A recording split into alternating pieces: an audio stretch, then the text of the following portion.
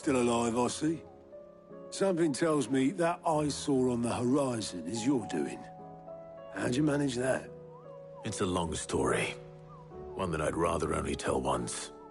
Right. All hands on deck, then.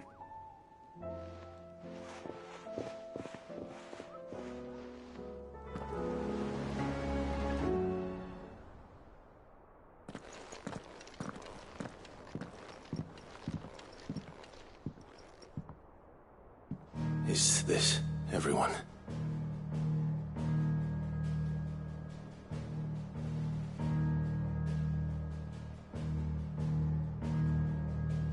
As I'm sure you've all guessed, the crystal which now commands the eastern skies was summoned by Ultima.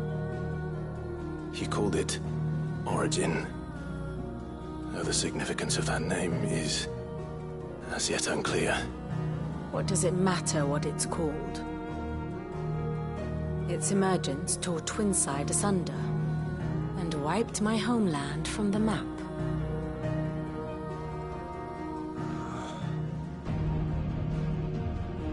Mention of the Dominion spires can be found in the oldest of Valisthian records. But to the best of my knowledge, none provide any hint as to their true nature. That they would prove the horns of some slumbering demon. Well... The Dominion's demise was at least quick. Elsewhere, the Republican army cannot hope to contain the chaos engulfing Randalar. Canberra is in flames, and the Empire. Our allies are crying out for answers. I've sent the Cursebreakers to give them what assurances we can, but right now that amounts to fuck all. They wouldn't be able to stop what the skies have started in any case. People here and across the realm grow sicker with every passing day. Could it be that this new Mother Crystal is like the others? That it draws upon the land's ether? It certainly looked that way from stone here. If that were true, it would explain the hastening spread of the Blight since the crystal's appearance. Would it not? And as the land's ether slowly rises to the surface, it pools, corrupting all who cannot channel its energies. Archay above, ether floods below, and in the middle, here we languish, hopelessly entrapped.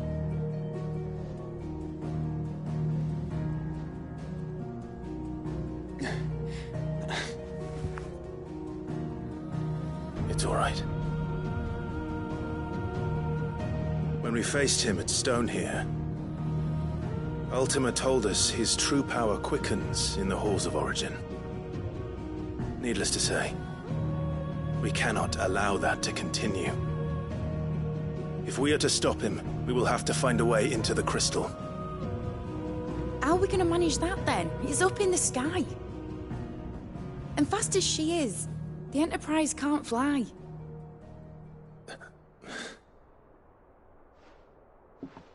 It's a lot to take in, and I reckon we'd all benefit from some time to clear our heads. The answer will come to us. Don't you worry. Ain't that right, Clive? Right. That's right. Well, go on then. Bugger off.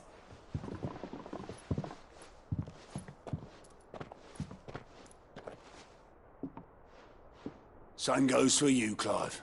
You won't solve anything like this. Trust me. Go and get some fresh air, eh? Thank you.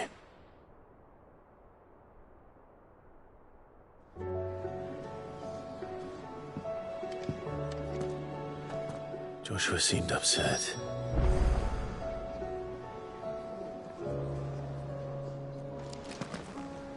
Unless you've taught our chocobos how to fly, I won't be scouting this one for you, Clive. You're on your own, but not alone.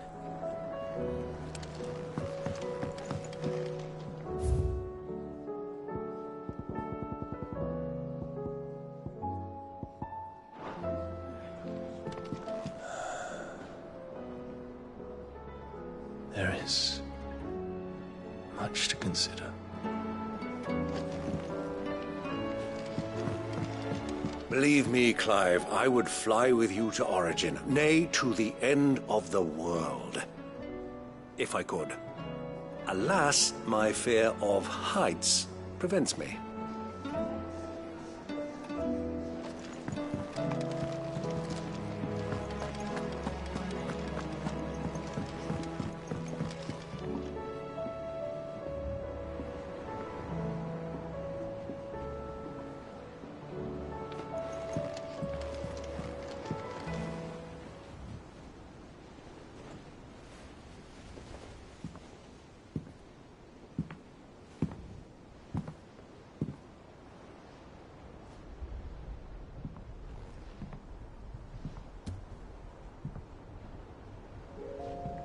Ultima may have created us, but he doesn't make us who we are. Only we can do that. And if he would have us fight for our survival, so be it. It's what we've been doing all along. Much like Ultima himself, it would seem. His new world being naught but a means to survive. And so, we must contend to decide which of us shall inherit the land. Should Ultima prevail, it will mean death for us all. Of that, we can be certain. But even should he fail, what world awaits us? A withered, godless place, where our newfound freedom will most like prove a chain in itself. Well, that may be. But a chain can always be broken. As long as one has the will to break it. It won't be easy. It may take generations. Centuries of suffering. And that is, if everyone plays their part. But it will happen. And when it does, it will be on our terms. That is the world that awaits us. Indeed. And what better world could one wish for?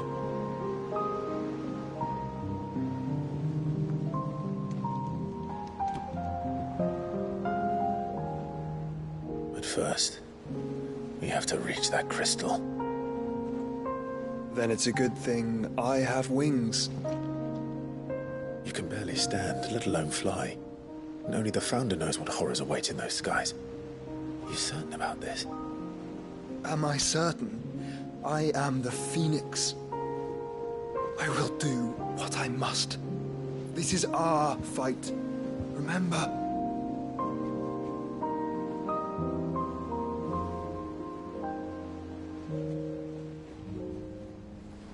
All right. I yield. But only what you must, yes? I'm still your sworn shield. That you are. And what of my wings? Lest you forget, you go to stand against a god. I would not have you succumb to fatigue before the fight begins. Ifrit, your brother mentioned that some few of the dominants who had lost their power to you were still able to prime. Is that true? It is. But their icons no longer submitted to their will.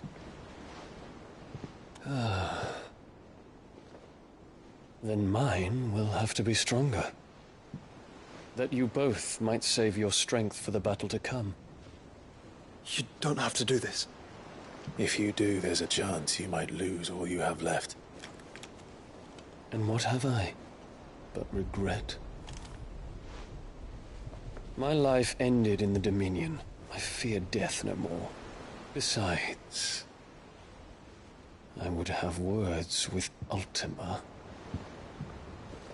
He has much to answer for.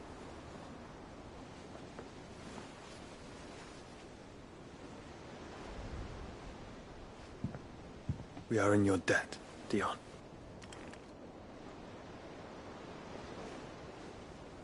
We can speak of debts when this is over.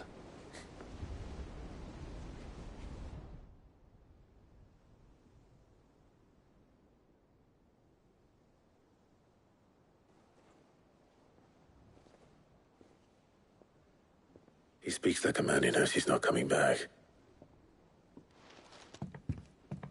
And has come to terms with that. That doesn't mean that we have to, does it, Clive? Time to talk to Jill.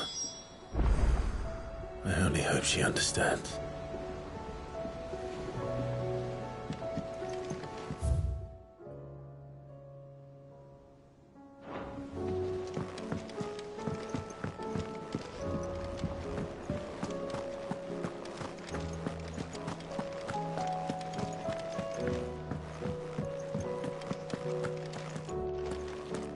I will not forget this kindness, my lord.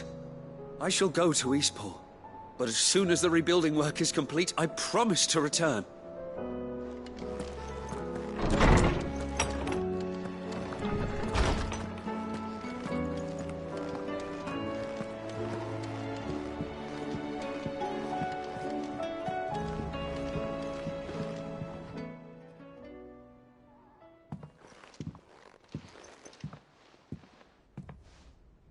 Come to wish on a star.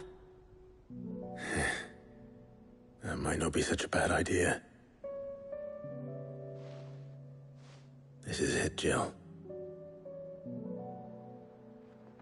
You know what I have to do. Why I have to do it. There's no turning back now.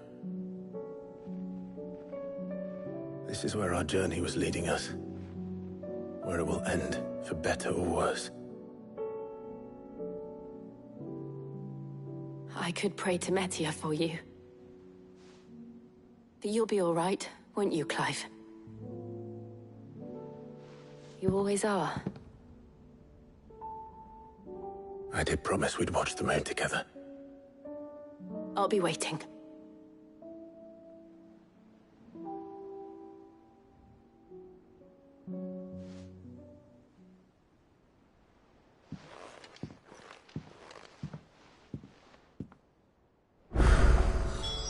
It's almost time. Better make sure I haven't forgotten anything.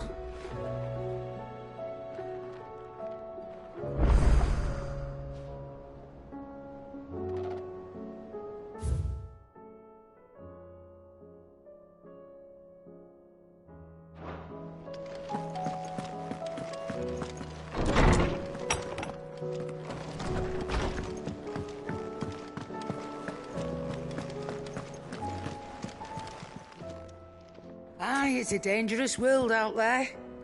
Let's stock up one. Ta-ra then. Thank you, Karen.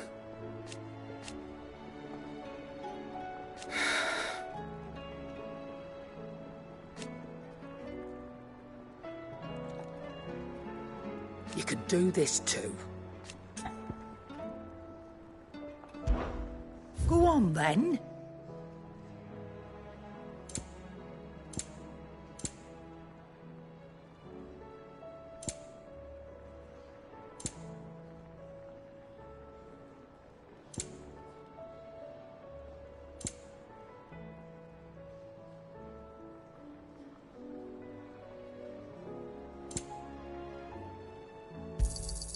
You're rubbing me blind, you know. You'll not find a better price than that. Is that all?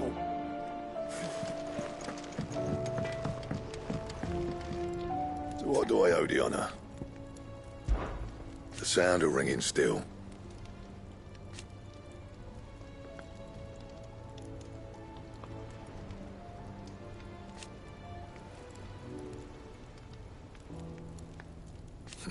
So we weren't.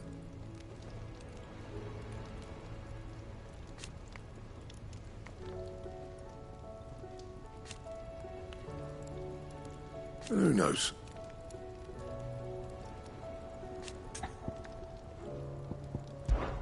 Crack the crystal.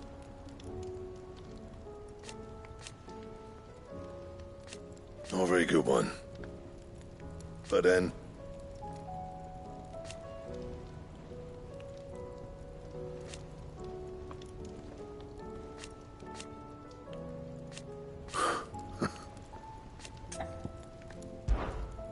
What do you want?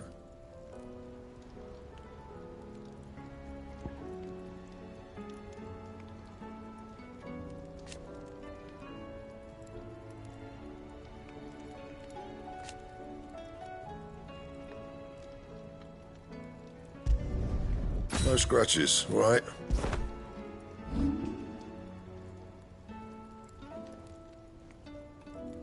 That it? Fine. Clive.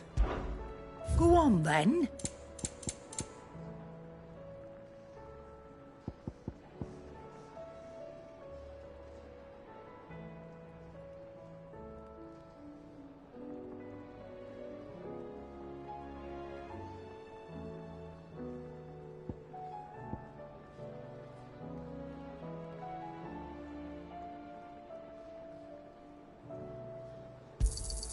You'll not find a better price than that.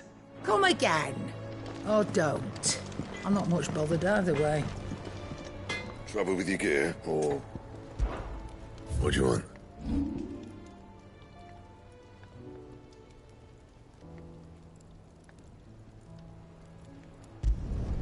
You can thank me later.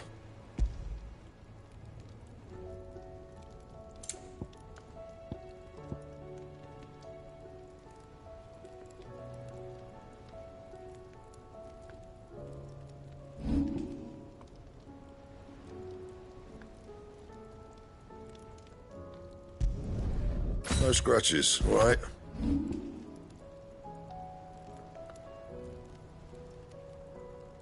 That it? Fine. Still alive, are you? Coin purse weighing you down?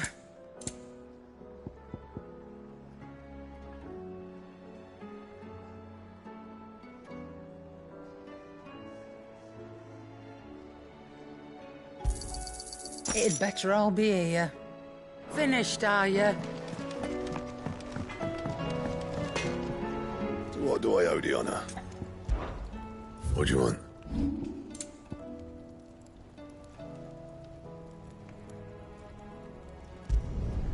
You can thank me later.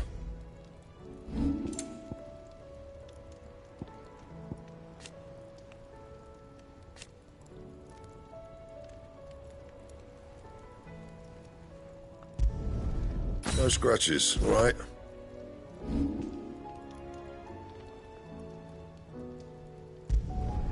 You can thank me later.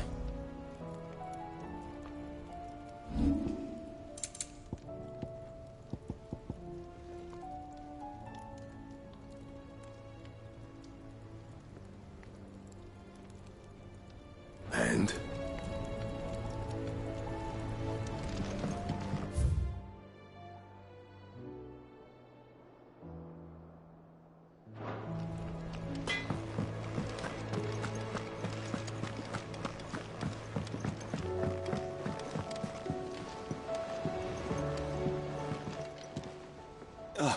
Clive. This is it then, brother. Indeed.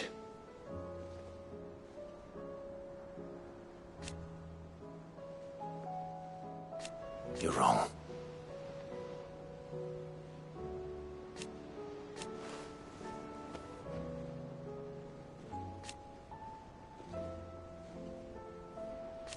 Of course. Joshua, what's wrong? And don't say nothing. It's... not nothing. I've received word from Cyril. The Undying have found Father's will, or something akin to it. His will? How and where? In the crypt beneath Rosalith Castle. After Kupka was kind enough to drive out the Imperials, the Undying took the opportunity to recover what relics of the Duchy yet remained. And in the process of doing so, they found a letter from Father. I'm surprised anything survived down there. Cyril asked that I join him in Tabor at my convenience. I have been meaning to go, but... would you join me? Of course. I want to know what's in that letter as much as you do. Very well. I am ready to leave when you are.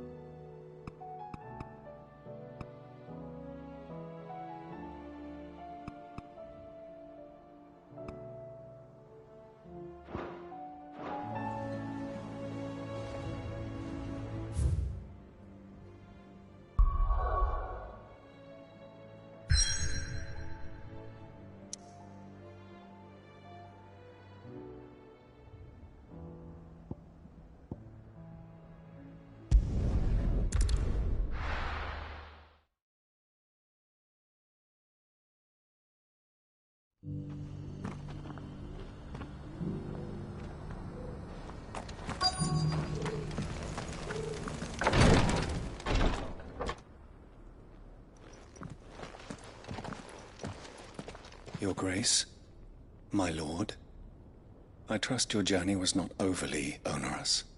Cyril, you found a letter from Father? Yes, I have it here.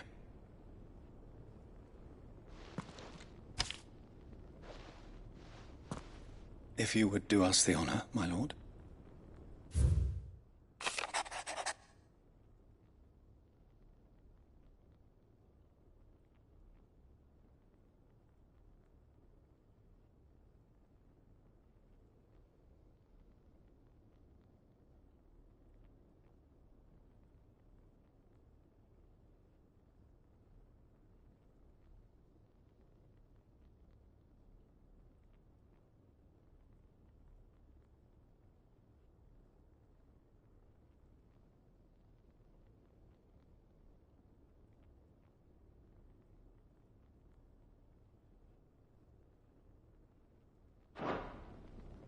An inheritance. It would seem the late Archduke penned this missive shortly before his passing. The day before we left for Phoenix Gate. What are these plans he spoke of? His plans for the duchy, Your Grace. Your father entrusted them to my predecessor, the former bearer of the Burning Quill, who entrusted them in turn to me. The complete emancipation of bearers is their stated aim. But your father's dream did not end there. His Grace also spoke of building hospices to care for those stricken by the curse, and the founding of a new university to further the development of non-magical technologies. With the blight spreading ever more widely across the twins, Archduke Elwyn saw this as the only means of securing Rosaria's survival. He wished to see men and bearers treated as equals. To see centuries of common wisdom overturned. Small wonder he did not think it achievable within his lifetime. But he thought it achievable nonetheless. Had he not, he would never have written this message. Nor would he have entrusted his vision to his most faithful aides. Those who would have stood with you, shielded you from the machinations of the less benevolent personages at court. It's a pity only they are still with us. 'Tis true that those most loyal to your father were the first to suffer the Duchess's wrath. But one at least remains, and she has come bearing gifts. What do you mean? Mayhap it is better that she explain, my lord. After all, the duties entrusted to me by my predecessor extended only to recovering His Grace's will and arranging a meeting with the one who might execute it, or a part of it at least. And where is this woman? She awaits you in the archive, Your Grace. Thank you, Cyril. Shall we then?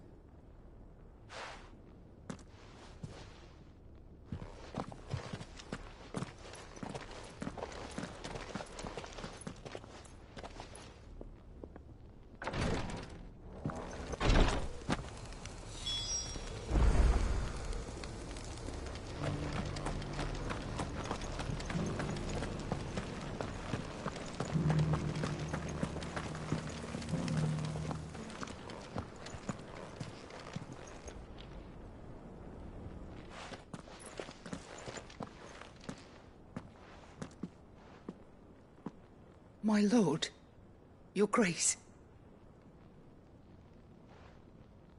I hardly recognize you. I am Goditha, retainer of House Rosfield, loyal servant to the Phoenix and his shields. Your father, the Archduke Elwyn, entrusted me with the delivery of a gift. I only hope you can forgive my tardiness in bringing it to you. Lift up your head, Lady Goditha. You have our gratitude for your service to our house and to our father. I merely did my duty, as any proud Rosarian would. My lady, perhaps you could explain a little more? What exactly is the gift you bring? As I'm sure you know, it has long been the custom for the children of House Rosfield to be presented with certain keepsakes upon their coming of age. Indeed it has. Our father often spoke of the day when our turn would come. And had he lived to see it, he would have presented you with the treasures I bear. Matching armbands for you both. Alas, he did not live. Indeed, he was taken from us even before they could be completed. He had intended to claim the Heartstone with which each armband was to be finished himself, but it was not to be. And his gifts remain incomplete. I see. It saddens me to bring them before you, as they are. It was your father's wish that you be presented with the finished articles, not these works in progress. But with his grace long since gone, and the stone left unclaimed, I had little choice.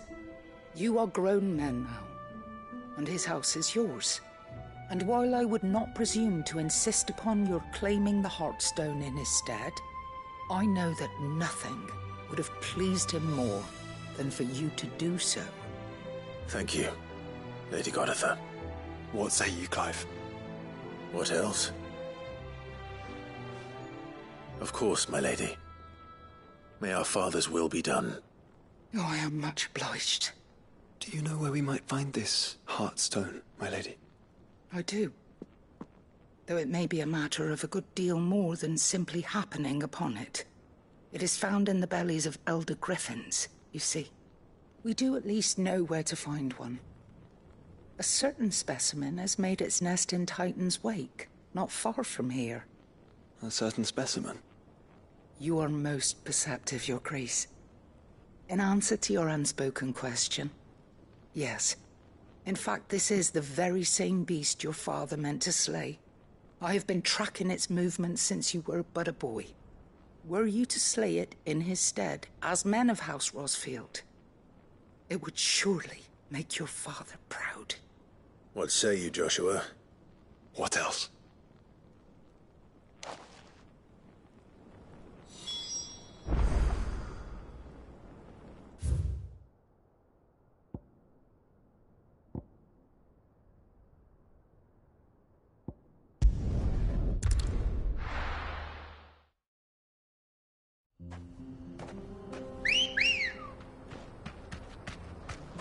Ready, go?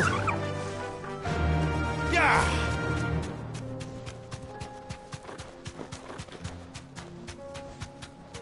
Eyes peeled, Joshua.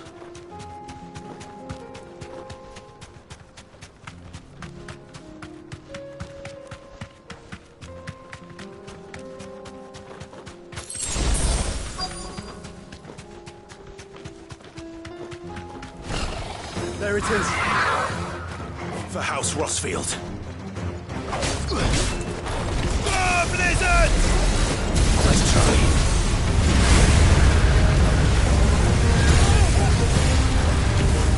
Too slow.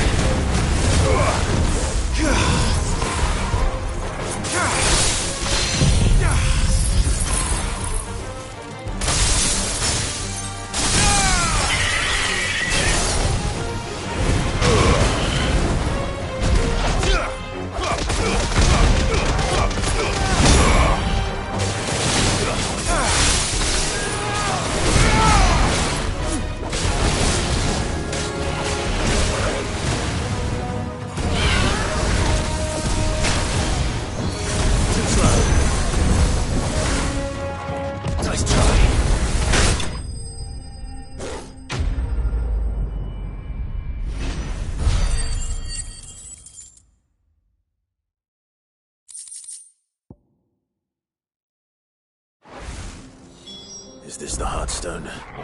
I expect Lady Goditha will know.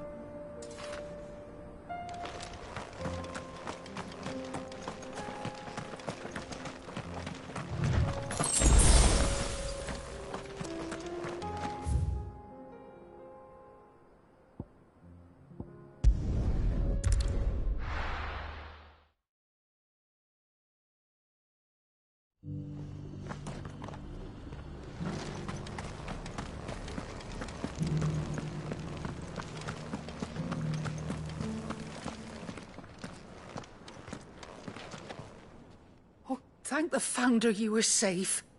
The Griffin is slain then? And the Heartstone claimed.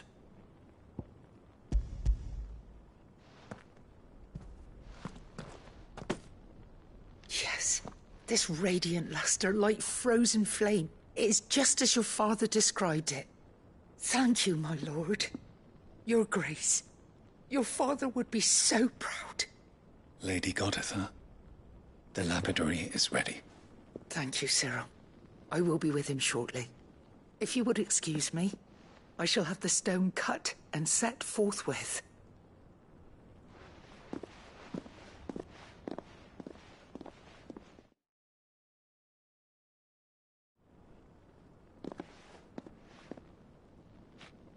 The armbands are complete. Pray, take them. They are yours, after all. Heartstone is harder and more enduring than garnet, or even ruby. It symbolizes unwavering will and devotion. And the graven vines encircling the stone represent the unbreakable bonds between you. It's a message. Father knew we had enemies both inside and outside the duchy. Enemies who would thwart his vision. Only with unwavering devotion would it ever be realized. And only if we stood together, as Phoenix and Shield, as brothers in arms. Only then might those enemies be overcome. Indeed.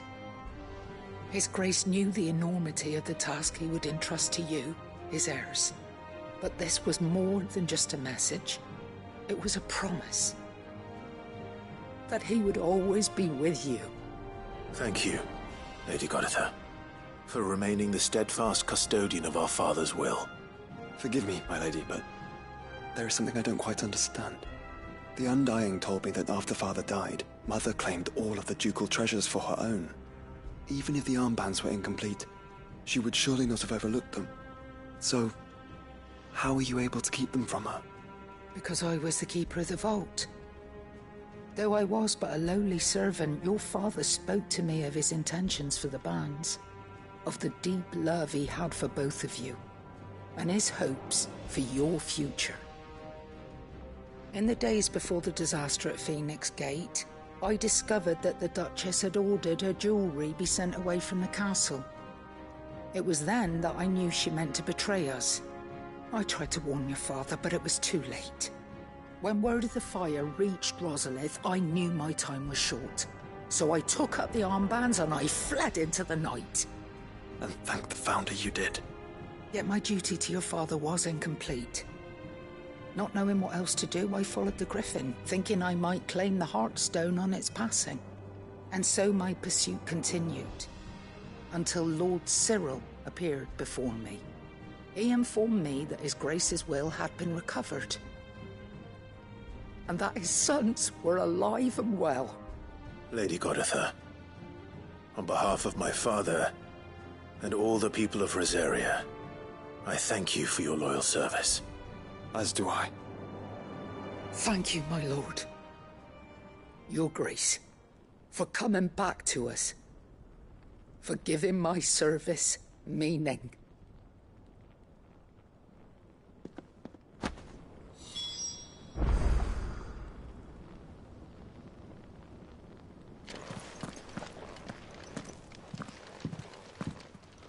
The bands suit you well.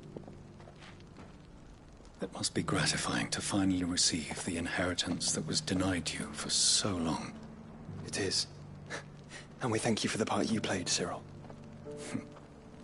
If you would permit me to play my part a little longer, might I suggest that you make your way to your father's memorial atop Hawk's Cry Cliff.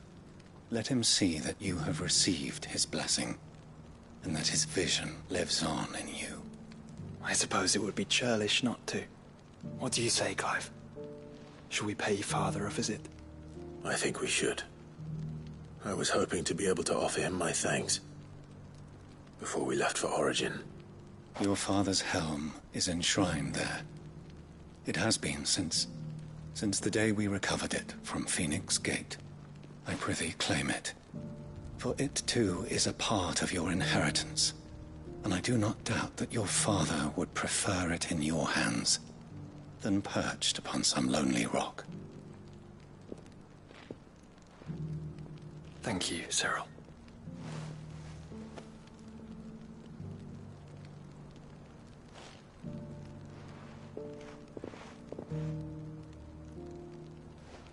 Come on, Clive. He's waiting.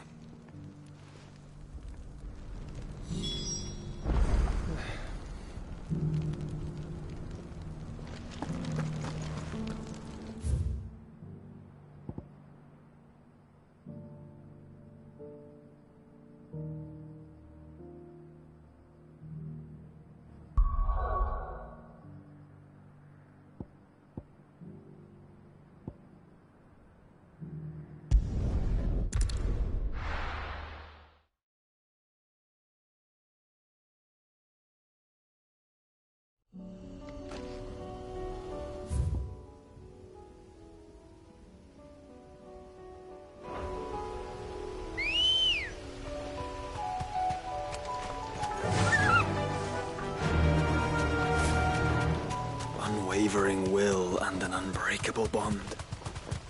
Do you really think we're strong enough? Save the world? Of course. We've overcome Father's political enemies. That endless. Especially knowing what we know now. What Mother was truly capable of. But perhaps these bands would have helped. He was with us, would have made all the difference.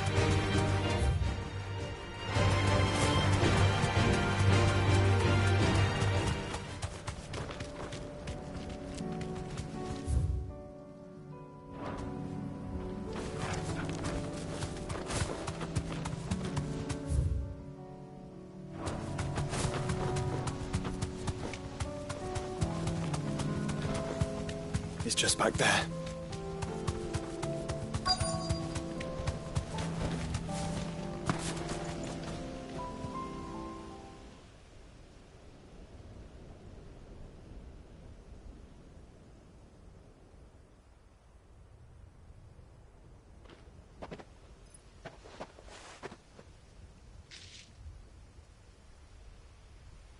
Father always fought for what he believed was right.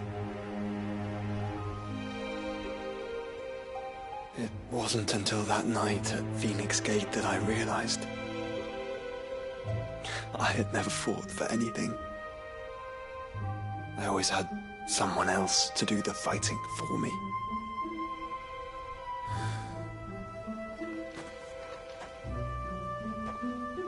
No matter how fate conspired against him, he never lost heart, never looked back, never stopped fighting. To me,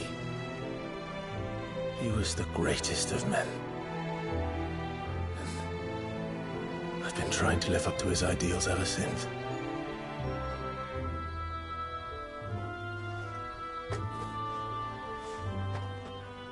We all have, Clive.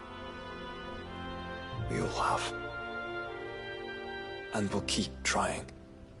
Because that's what he would have wanted. What he would have done himself. Even if it meant standing against the very gods in the heavens. I shall be borrowing this, Father, if I may. That you might watch over us as we follow in your footsteps.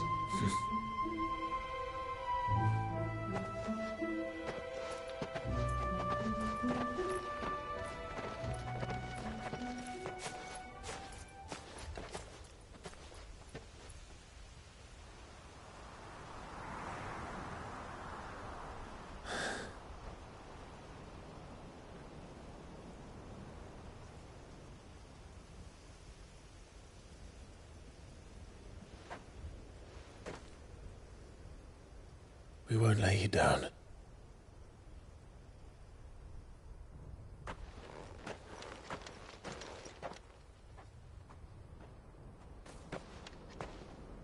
Onward, then? Onward. To the end. And to a new beginning.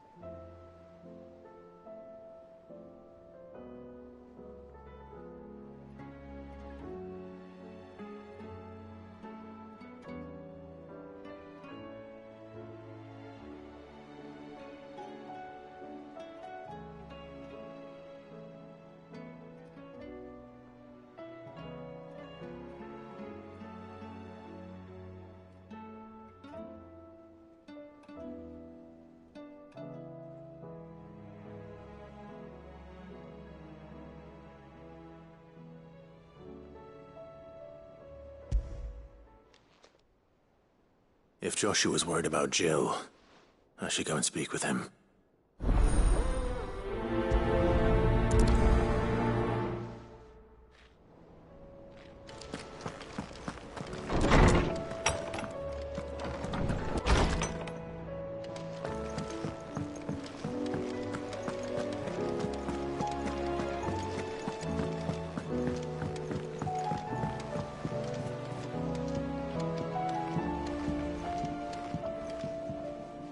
Joshua, I read your message.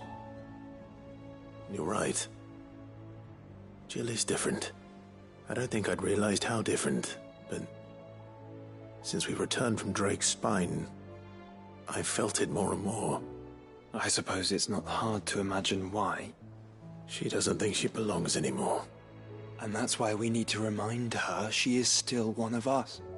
To let her know that we still need her. Now more than ever. That you still need her. But how to do that?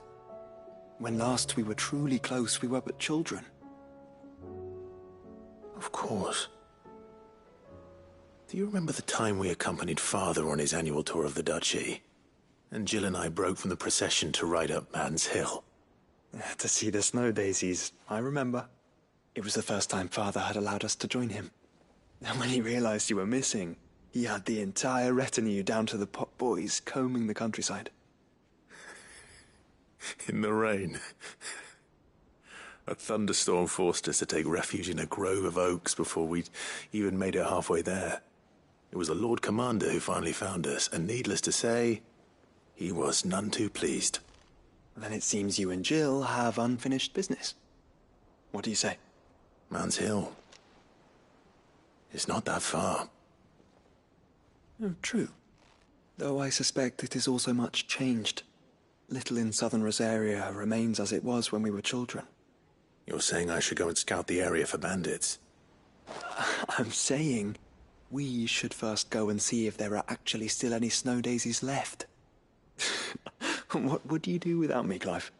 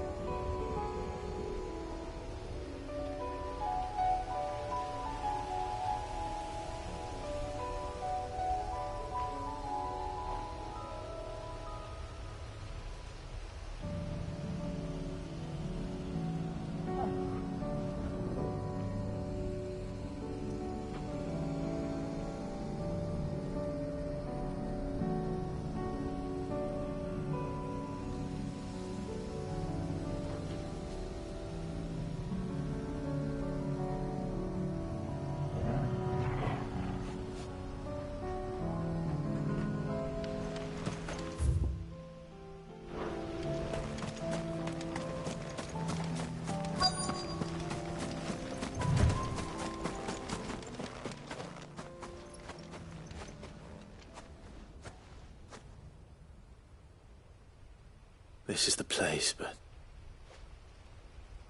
I'm sorry, Clive.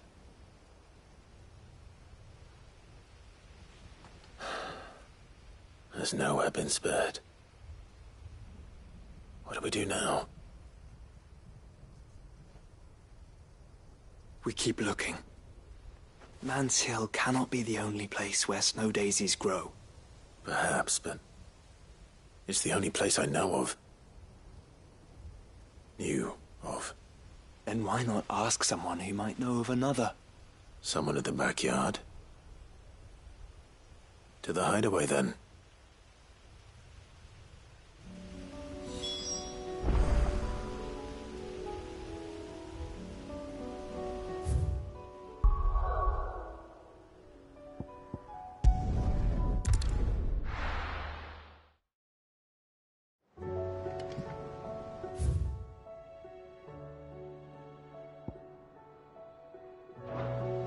Let's hope one of the gardeners knows where to find snow daisies.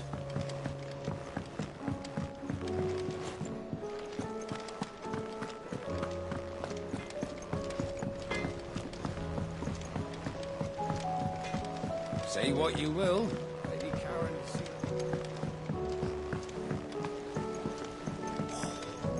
This should tide us over until the new moon.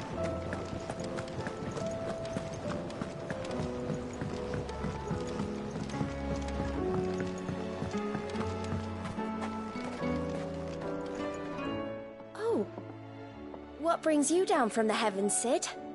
I need your advice. Joshua and I are looking for a place where snow daisies grow. Preferably in abundance. Snow daisies. Then you'll want somewhere not too hot and not too cold. And where the winds are strong enough to carry the seeds. I reckon Man's Hill would be a good place to start. There in the Royal Meadows, perhaps? Both have similar climbs and the right elevation. If the Blight hasn't claimed them yet. Right. Thank you. Did you learn where we might find our flowers? The gardener here mentioned the Royal Meadows in Sambrek. The fields beyond Northreach. Well, if that's the case, then Yote was right. I recalled that she kept the record of our travels, you see. So I asked her if she'd perhaps noted anywhere that snow daisies grew, and she mentioned Oilerfeist Bay. Whose shores border the meadows. Off we go, then.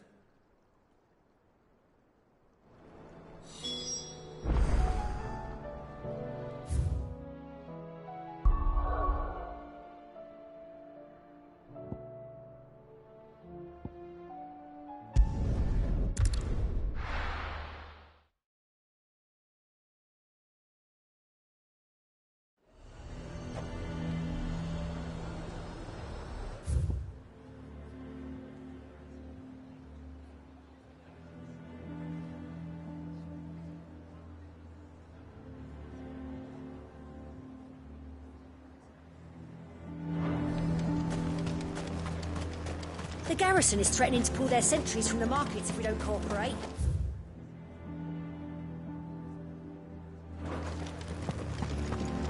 I would speak with this Duke.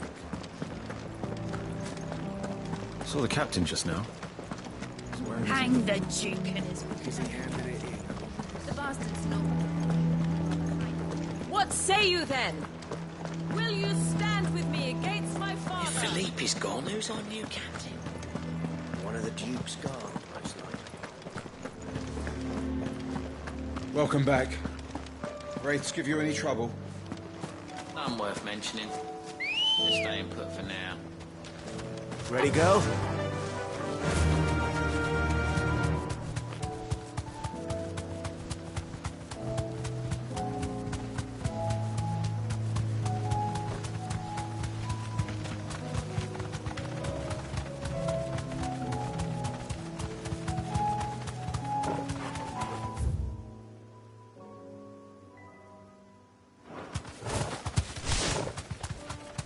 The meadows are vast.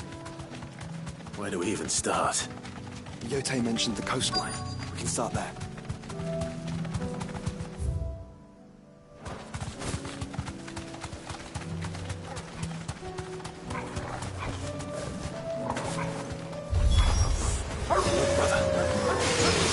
You see them? I do. Flowers. And our friends.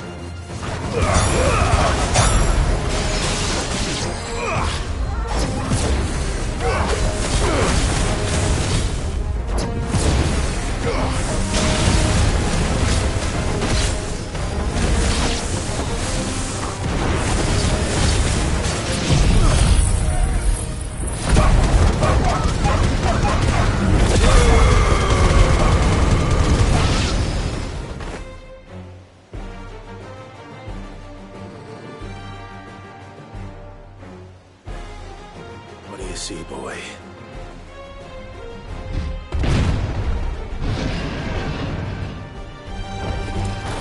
Let's hope this is the last one. Only one way to find out.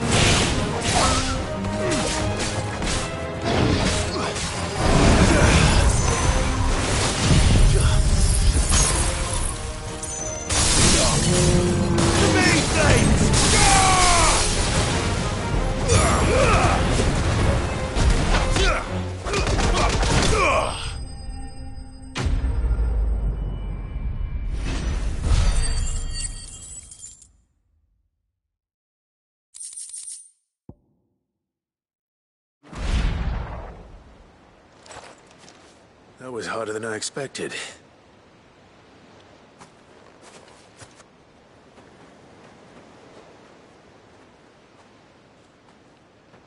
But found her. It was worth it. They're beautiful. Do you think Jill will like them? She'll love them. Come on. Let's go.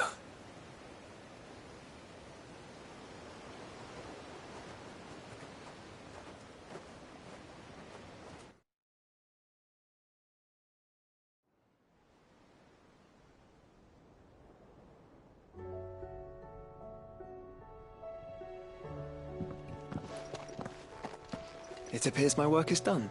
The rest, as they say, is up to you. Well, you and the skies.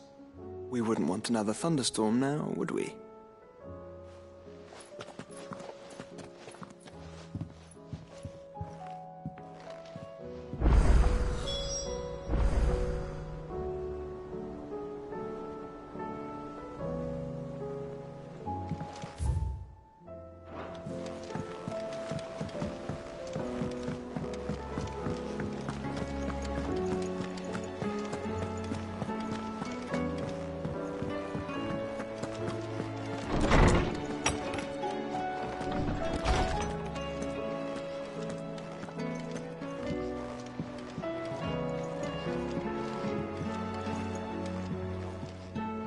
Jill, there's something I'd like to show you.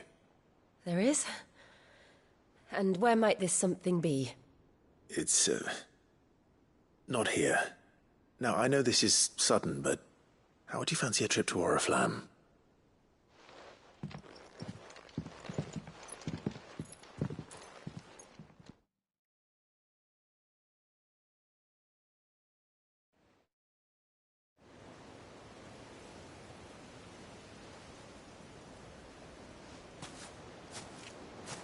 There are so many. This is what you wanted to show me.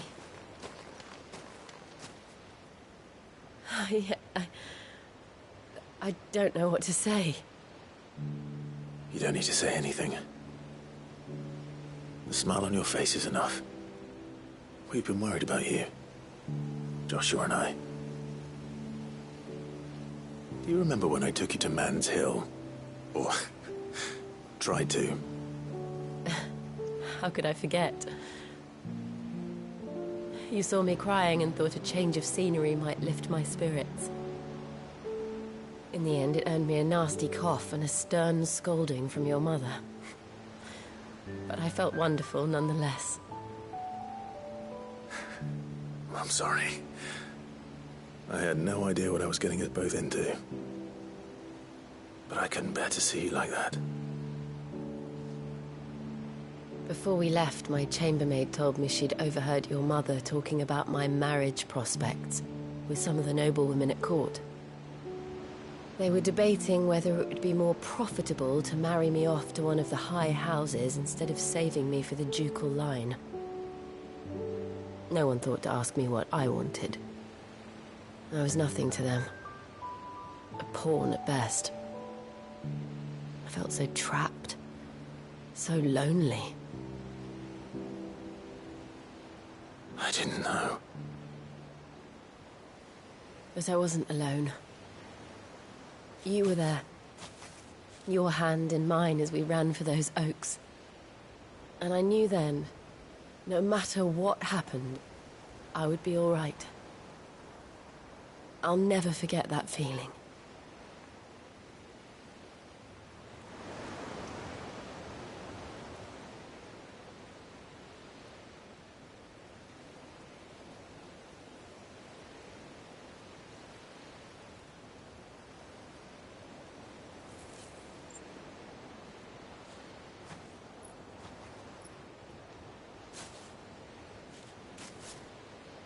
Before we broke camp, the morning after the storm, do you know what I did? No? What? I slipped away from my governess to climb the tor. And from there I saw a sea of petals, all reaching for the sun. And I realized no matter how terrible the night, dawn would always come.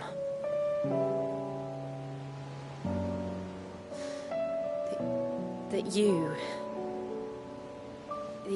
would always come for me. And you have.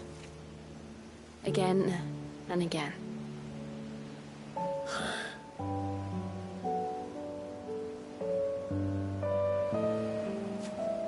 Where do you see us? When all this is over?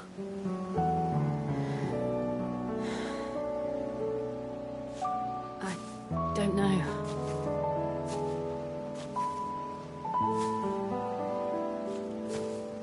Not here, though. I think I've outgrown the twins.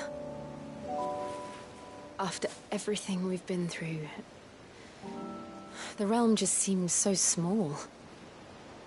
I'll need some space to spread my wings. Then that's what you'll have. And I'll stop at nothing to see that you do.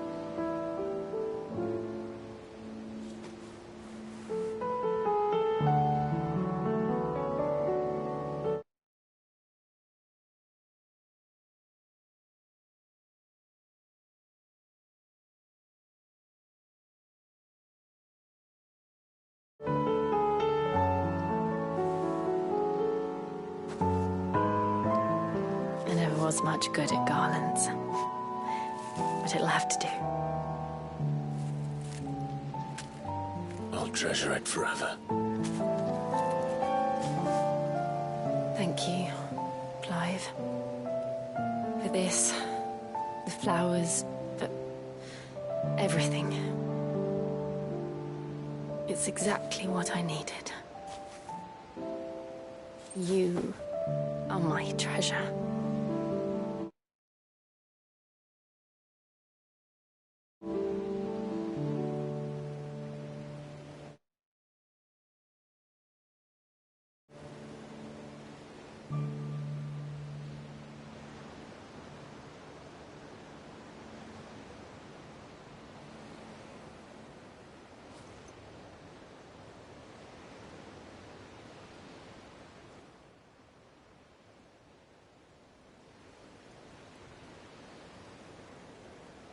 We should probably be getting back.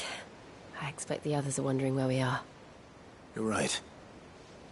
There's still much to do. And we'll do it together.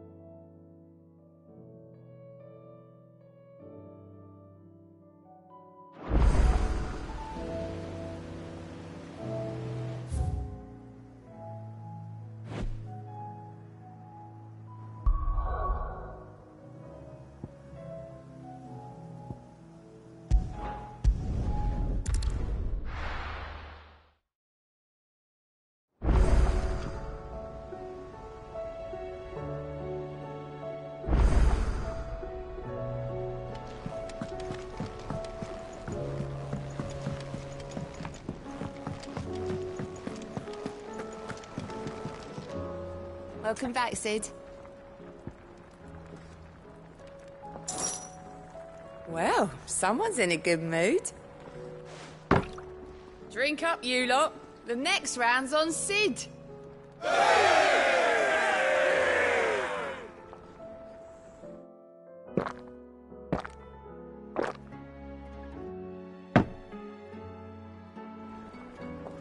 Don't be a stranger, Sid.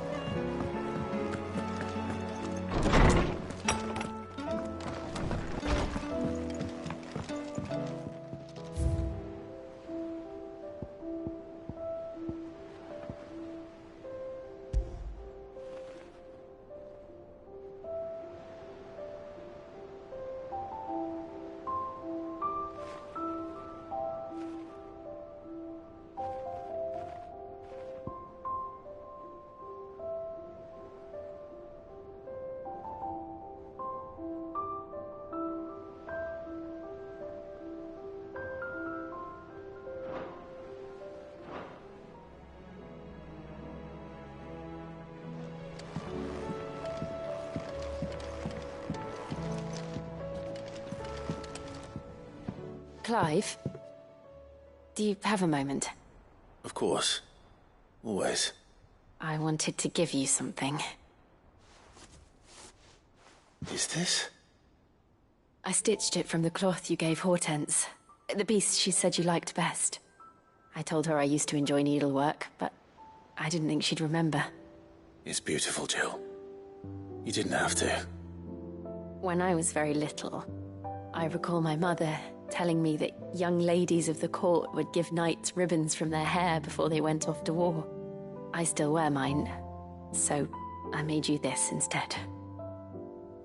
Red is the color of passion, the fire in your heart. Fierce and bright, it binds you and your brother, you and your friends, you and me. Our bond. May it never be broken. And may it ever bring you back to me. I will always, always be here. Thank you, Jill.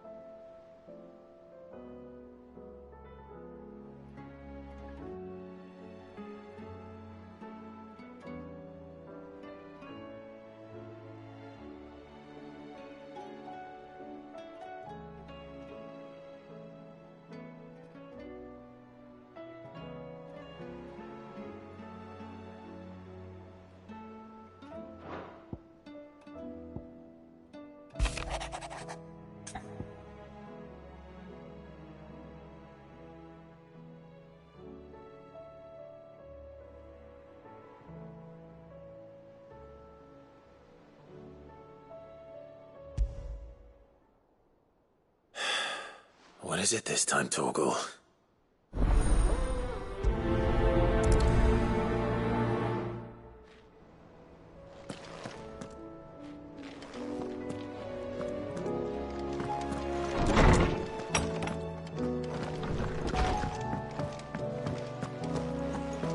First the skies, then the crystal. What next? Say what you will, Lady Karen has seen herself happy.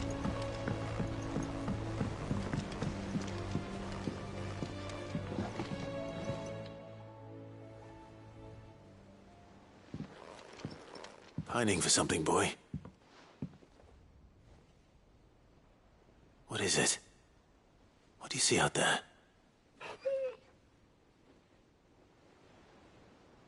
I never did ask where you got that anklet of yours. From Sid, that's why. On the day he brought him home. That long ago? And you're only thinking to ask this now? Sid saw that the pup had a habit of gnawing on his leg, since you ask. Clap that there iron on him to keep him from doing it. What was wrong, boy? I'll take like as not. Must have been hard on the poor whelp losing his loving masters at such a young age. Doubly hard in being a frost wolf, torn away from his icons and all. Sid would always tell him, you want that iron gone, you find what it is you're looking for. I reckon what he were looking for was you. I'm sorry, Torgal. Sorry for making you wait so long. Let's get that thing off you.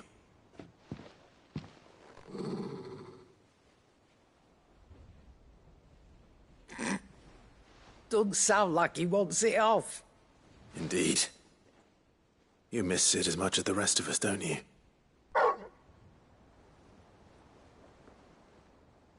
You want me to go with you somewhere?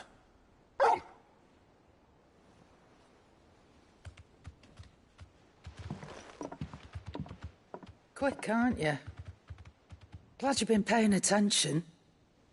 Not nearly as much as you have, Lady Karen. Aye, good thing and all. It's not like Gav would have kept him in nuts and rubbed his belly these past 10 summers. Your kindness is appreciated.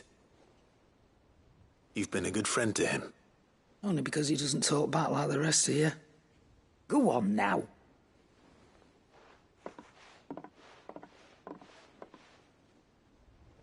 Where to then, Torgal?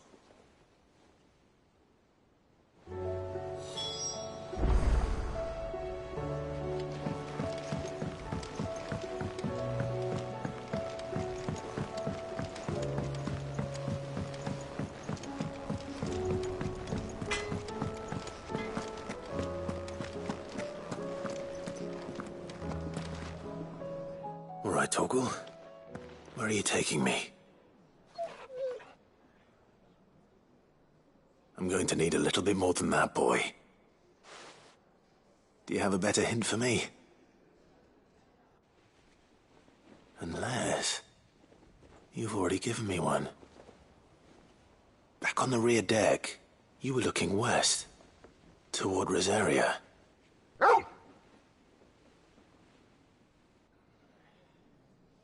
Why don't we try the rookery?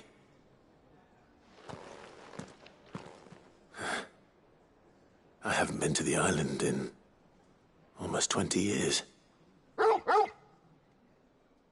To Port Isolde, then. Fingers crossed the old mooring is still there.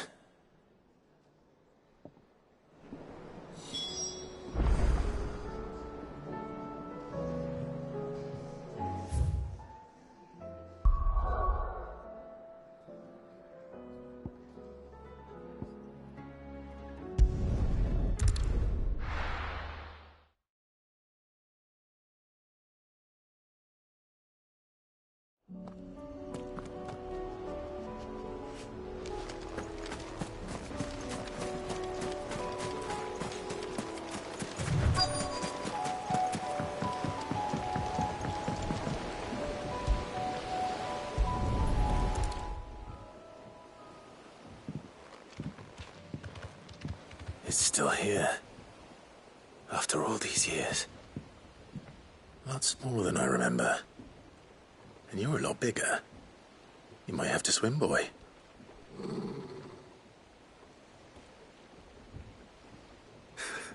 I wasn't being serious. You two go on without us. We'll be waiting here. Thank you. We won't be long. All right. Hop in, boy.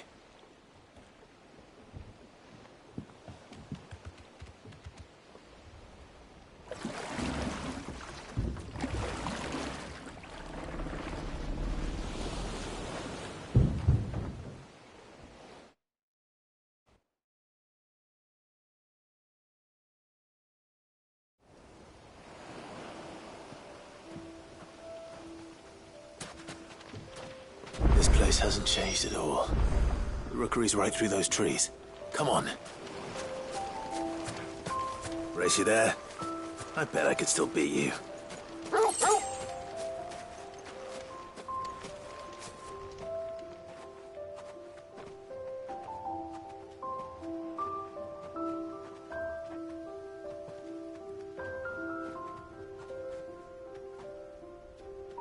Here we are. This was our hideaway. Wasn't it, Torgal?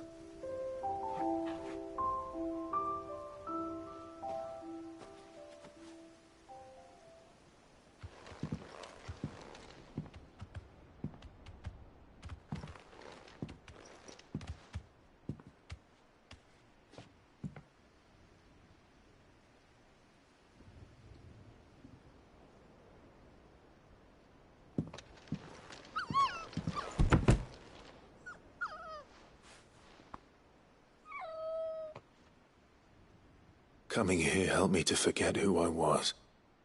Or wasn't. Prince, shield.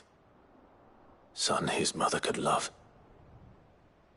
Had I been any one of those things? Perhaps.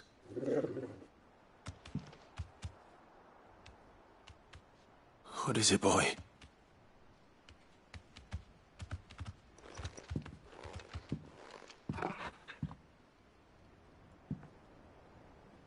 This is all from the castle. And Phoenix Gate. Did you bring these here? My sparring sword.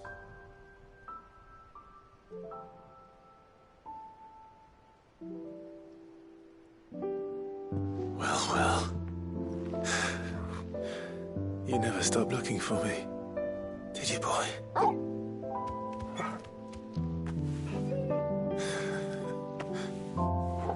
Thank you, Torgal. For never giving up. For never forgetting.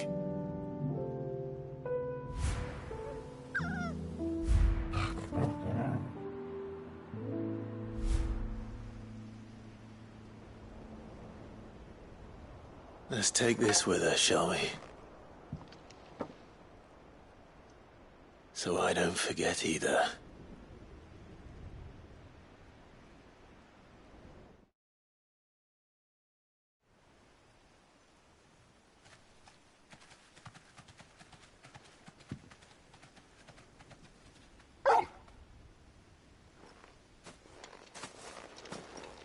That's not the way back to the boat, Torgal.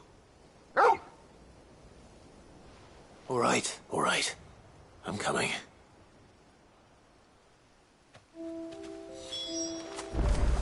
I think I know where we're going.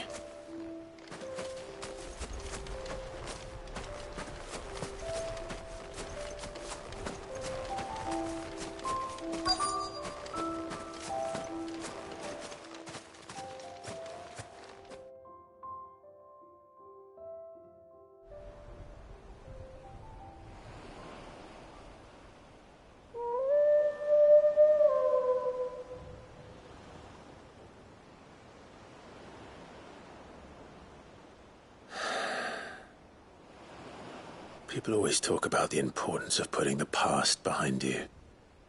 But without it, we wouldn't be who we are today. And we certainly couldn't steer our way to a better tomorrow. Come on, Torgal. Let's go home.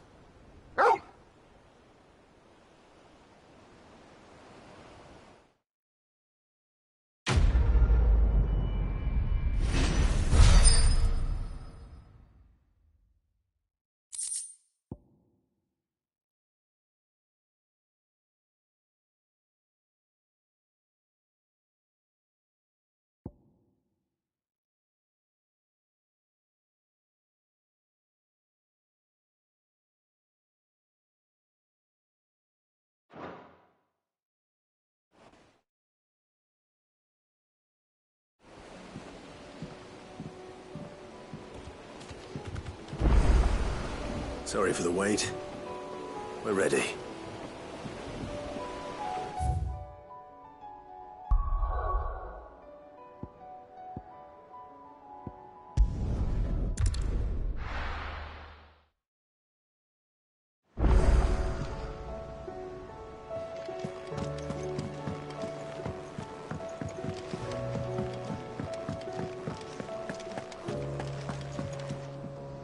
You look like you could do with a drink.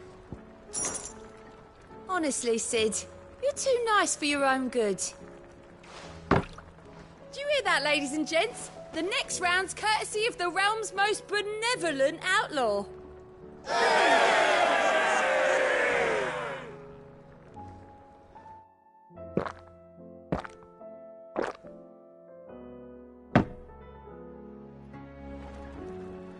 Oh, you're not leaving already, are you?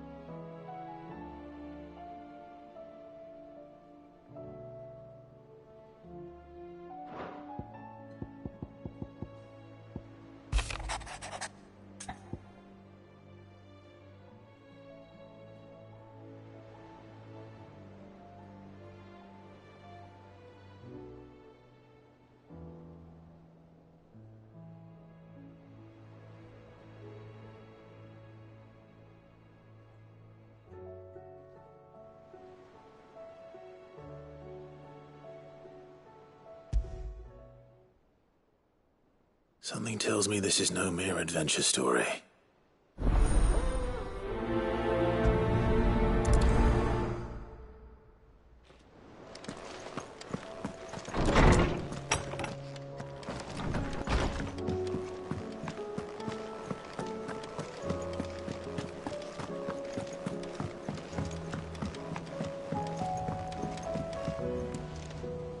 Brother, I put Father's helm in your chambers.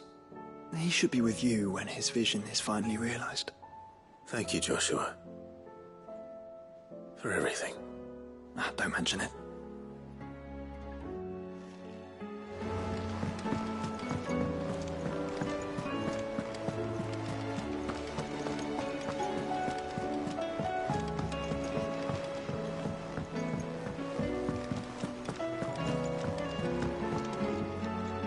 Vivian, I read your note, and I'd be happy to help you find the book you're looking for.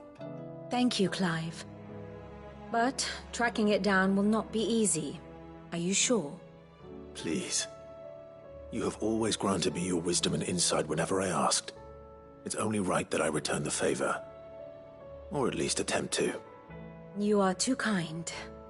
Alas, what I ask of you is rather more trying than delivering the odd lecture. I spoke with Harpocrates to see if he had any inkling as to where another copy might be found, but perhaps it is best that you hear the details from him. If you say so. Forgive me, Clive, for asking this of you.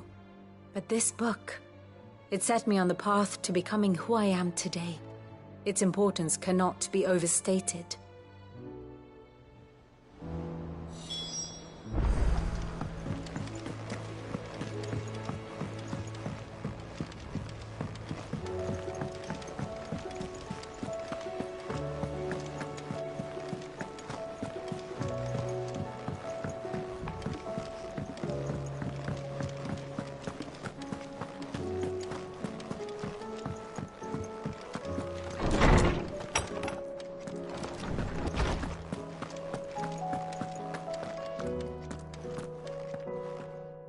Ah, Clive, my boy. What a pleasure it is to see you. Hippocrates. There's something I need to ask you. I've been charged with locating a book called From a Distance. Then you seek a rare gem indeed. One whose name I had not thought to hear from your lips. You've been talking to Vivian. Right as always. But she didn't seem keen to tell me very much. I take it she didn't like what you had to say. And yet I gather it did naught to dissuade her.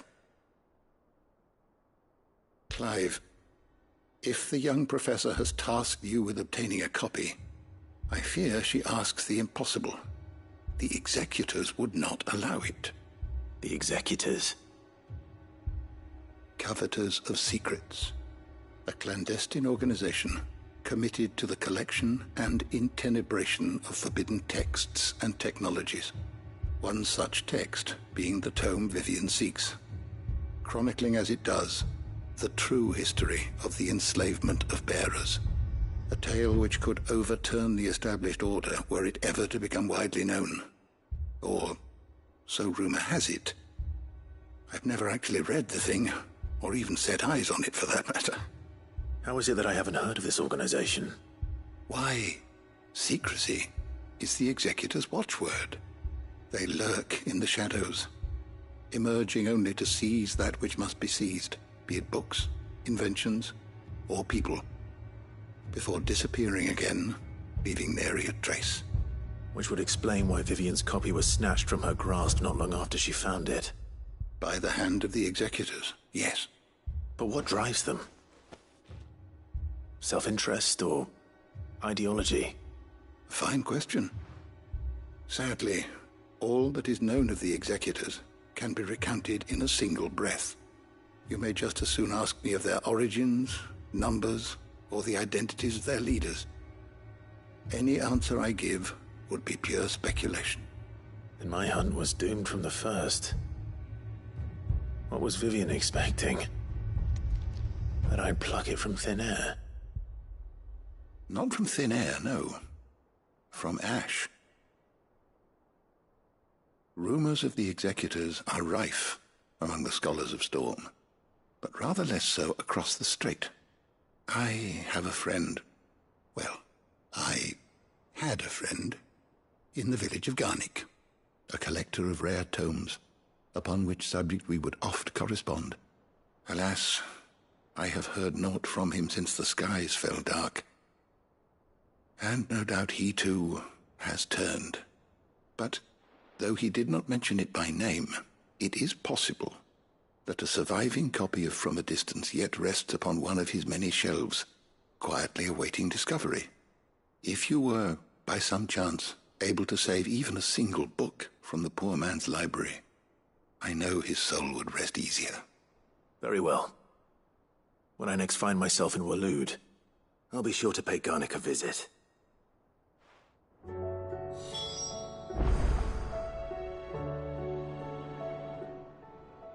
Good morrow to you, my friend.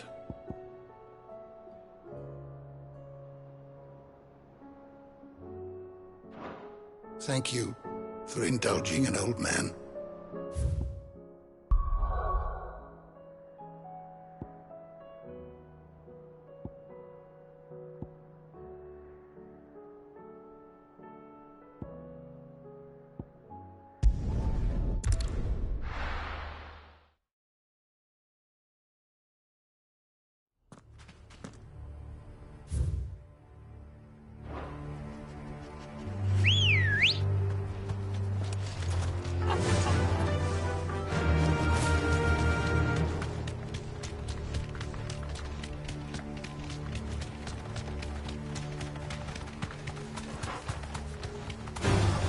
Don't get surrounded.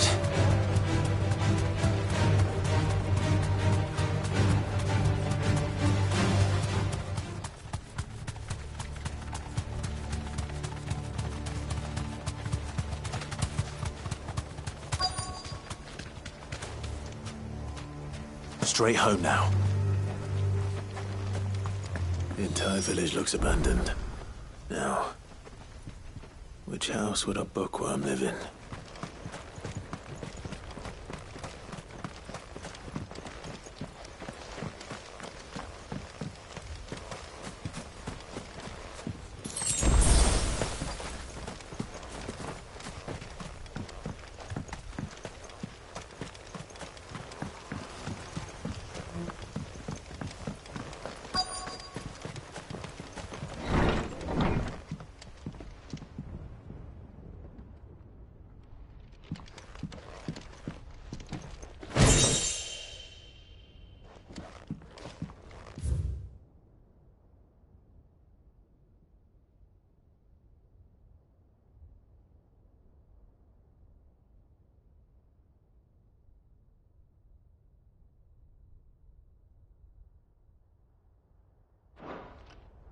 This is a Royal Army logbook.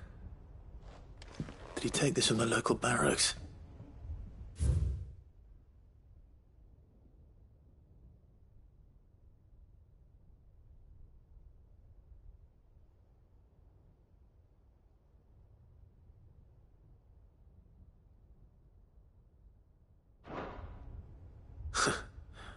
His interests were certainly varied.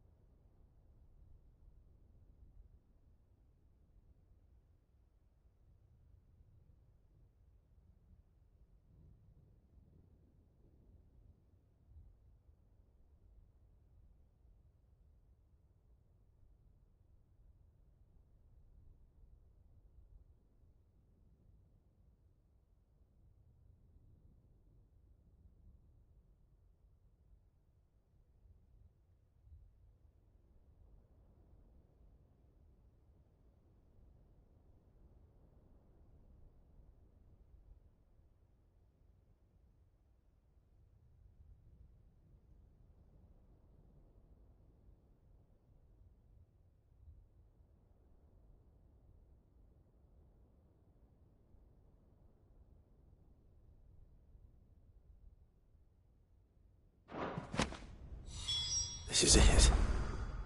But if what it says is true, I need to get this back to the hideaway.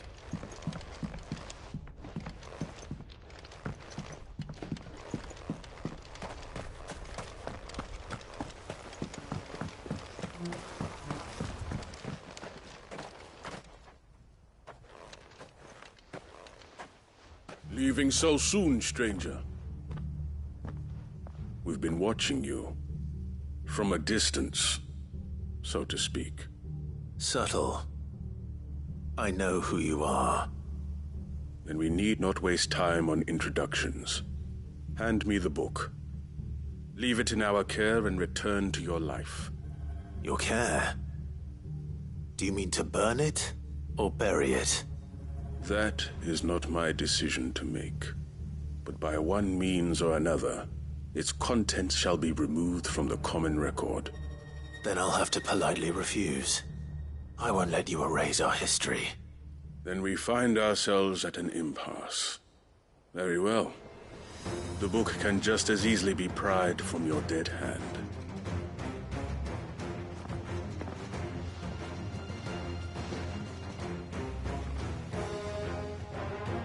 Let's see, shall we?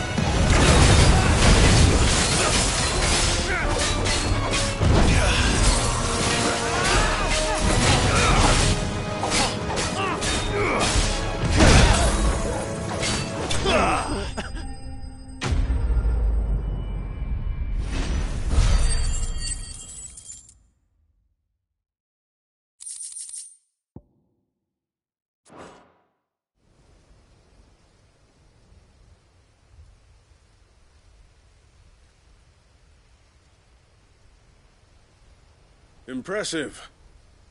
But we have other means. We shall claim the book yet. Why do you want it so badly anyway? It lays out in no uncertain terms the vanity and avarice of mankind. It tells the shameful history of the persecution and oppression of a gifted few by a giftless many. Would you say that this interpretation was correct? I don't know. You don't know. Your sword may be sharp, but your wits are dull. So let me answer for you. There is no correct interpretation of history. That a series of events took place may be proved beyond a doubt. But there can be no single, immutable explanation as to why they came to pass. It is a question of numbers and of belief. If enough people believe that a set of events occurred for a reason, that belief becomes the truth. So you're trying to control the truth?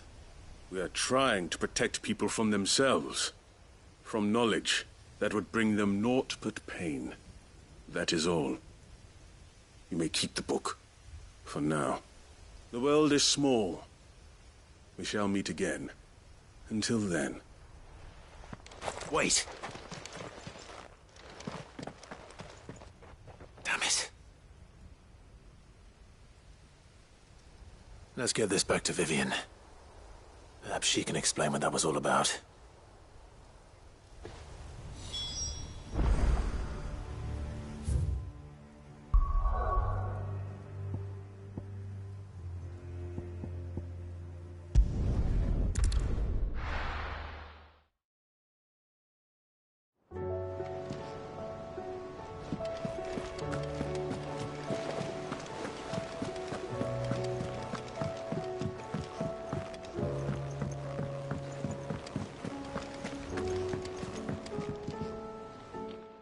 Vivian.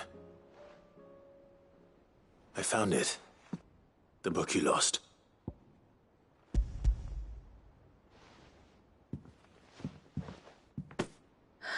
You found it. Thank you, Clive. Even though I asked this of you, I was not entirely sure it would be possible. I feared the executors had seized every copy. I met with one of these executors, and I convinced him to let me keep it. He told me something. That the truth is just a matter of collective belief. And that if enough people believe a lie, that lie becomes the truth. It does.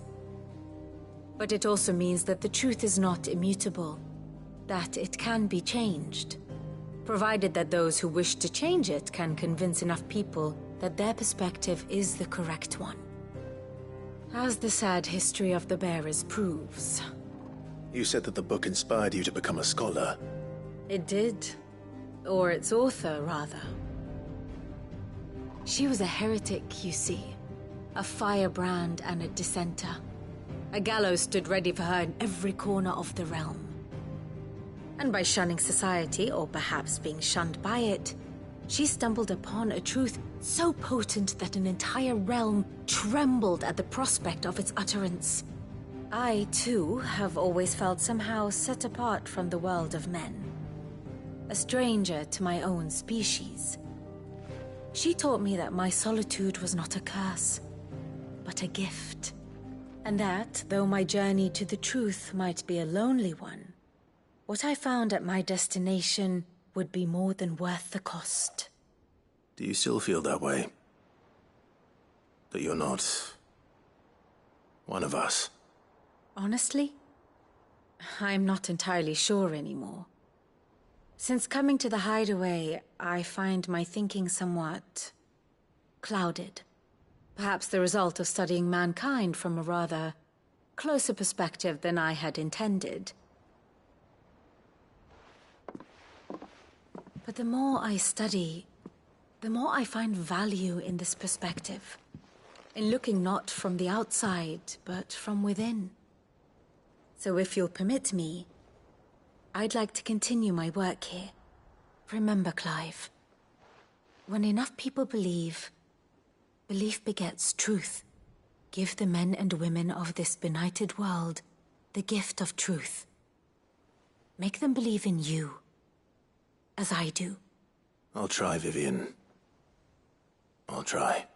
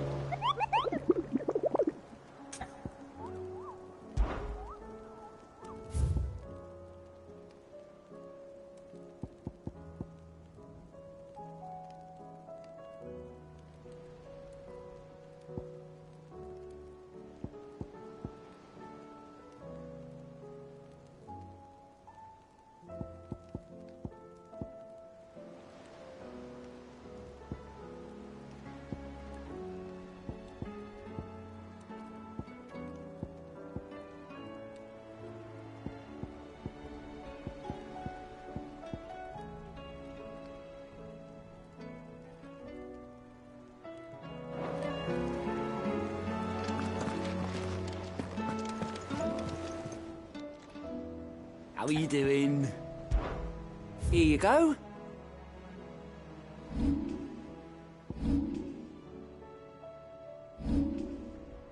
Think you can help?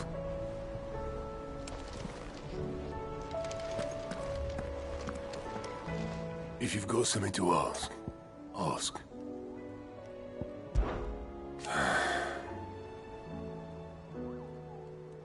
Might be time to take a step back.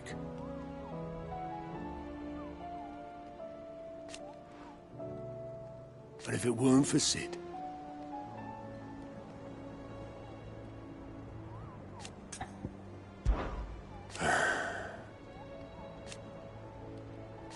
No.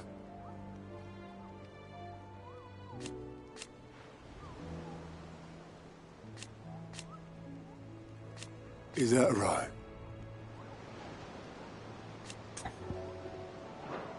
Off you go then.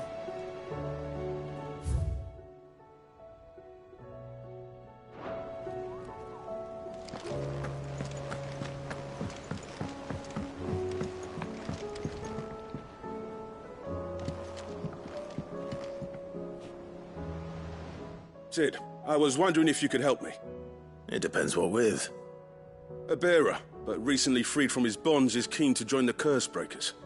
As you know, the work we do is not easy, which is why we test every volunteer's suitability. I was hoping you could oversee this one's evaluation. I don't mind, but why this one? Because he wants to be a scout. Our ranks are filled with men and women capable of breaking chains and putting slavers to the sword. But scouting, we're few with the nose for that, which is why we still rely so heavily on Gav. And since he accompanies you on so many of your missions, I thought you might be better placed to recognize the traits in him that we should look for in those who'd fill his boots. Sounds reasonable. So you're happy to oversee the boys' test, then? One can never have too many scouts. Truer words, Sid. I'll let the initiate know that you'll be attending his trial, and that he is to proceed directly to Northreach in readiness. No time like the present, eh? No time like the present. I'll await you there.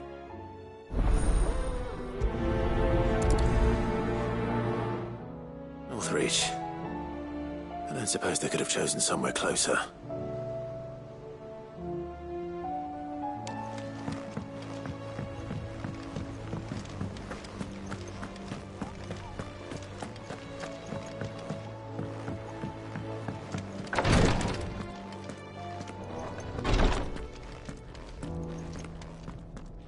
Clive, I wanted to give you something for the kindness you showed my mentor. What's this? A chest of all the medicines you're ever likely to need. Seeing as you're so reluctant to come to the infirmary, I thought you might as well take a part of the infirmary with you. I'm sure it will be very helpful indeed. And Taya, Try not to work too hard. And work Rodrigue all the harder, you mean? He's a quick study, but he's got a long way to go yet. I'll take that particular piece of advice when you heed it yourself, thank you very much. Besides, who else is going to see that your brother takes his medicine? Who indeed?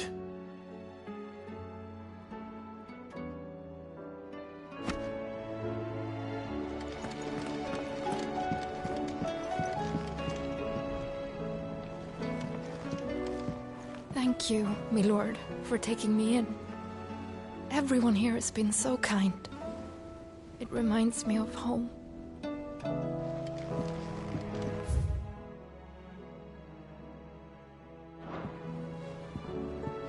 Yes, my lord? His Grace and I.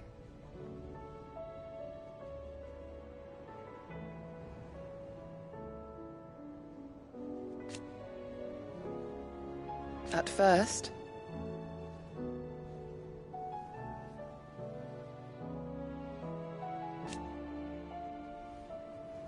it was my duty to him.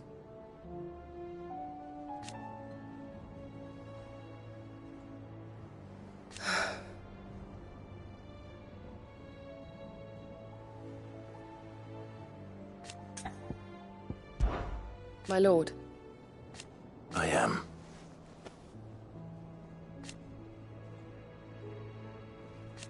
I do not doubt it.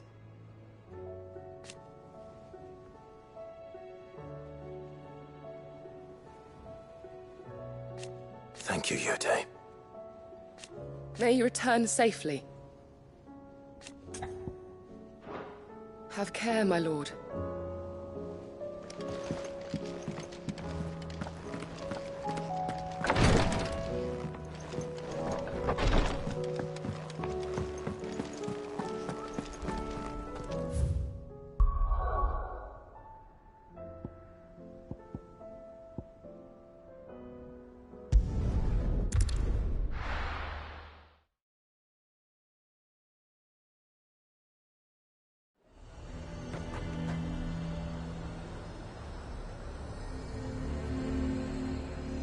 Nazaire might at least have mentioned where in Northreach he'd be testing this recruit.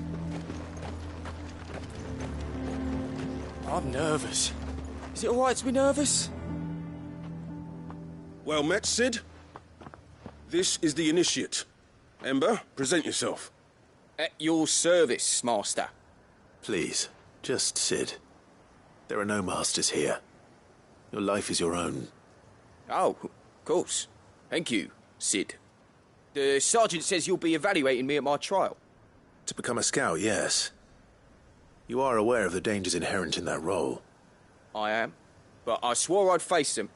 Just like the man who saved my life. And who would that be? Gav. It was him who found me and freed me. No magic, no support, just one man and his nose. Came and sniffed me out. It taught me what one man can do if he puts his mind to it. And I've been training ever since, so that one day I can be someone's saviour, just like Gav was mine. I'm sure he'd be flattered. You clearly have good intentions, Ember. And it sounds like you're under no illusions. Stick to this path and you'll make a fine cursebreaker. So, what? Have I passed? You haven't even started yet. Now listen.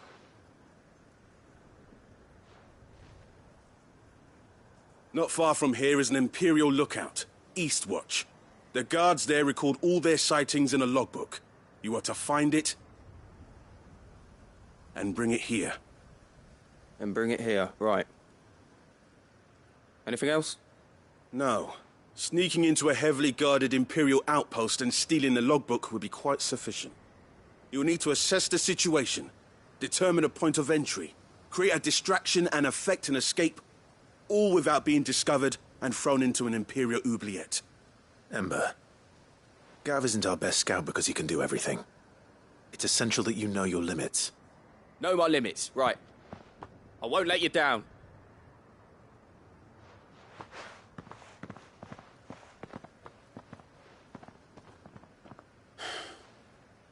It shouldn't be as dangerous as I made out. But keep a weather eye on him all the same, would you? On my way. All right, Ember. Impress me.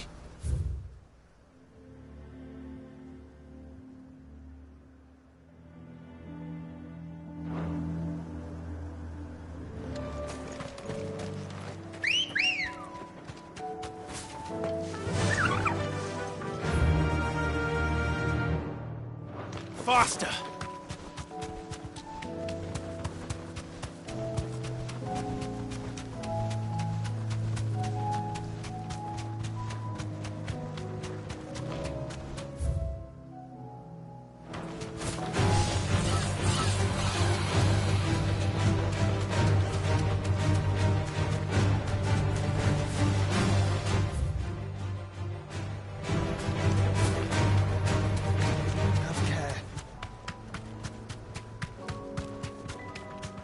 These are clean kills.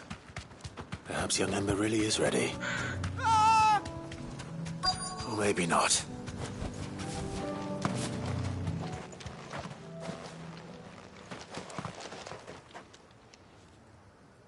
Damn it. Ember, draw your sword! I can't! Then run! If you want him, you'll have to go through me.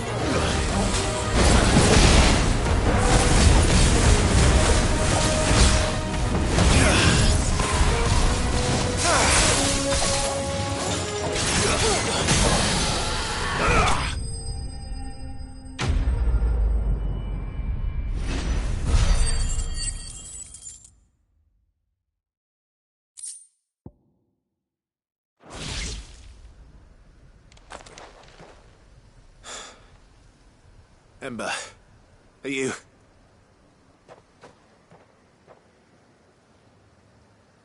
gone? Of course. Scouts really are a rare breed. Back to Northreach it is, then.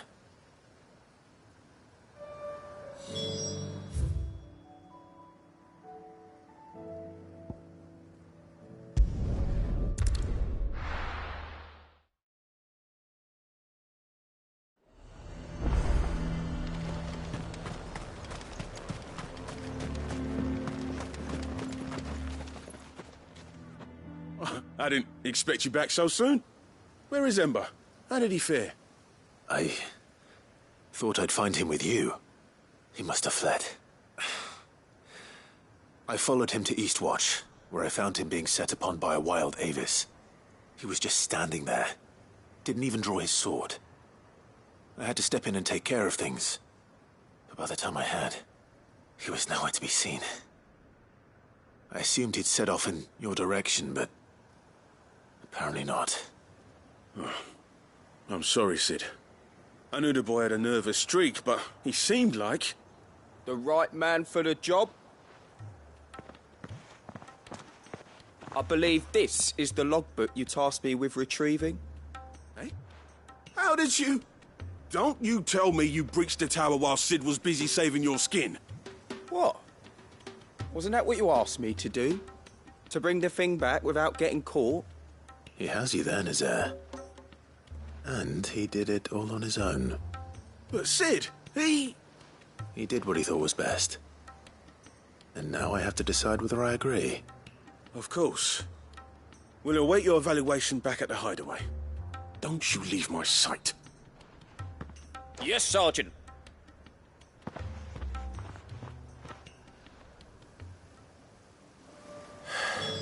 This won't be an easy decision.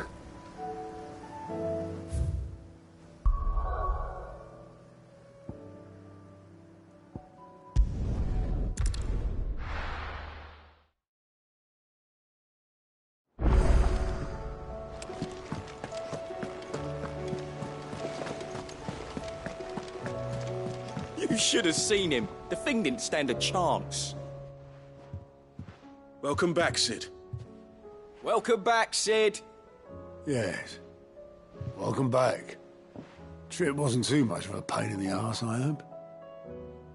Truth be told, it was me who suggested roping you in to help with the trial. But from what I hear, things didn't go quite as planned. No, they most certainly did not.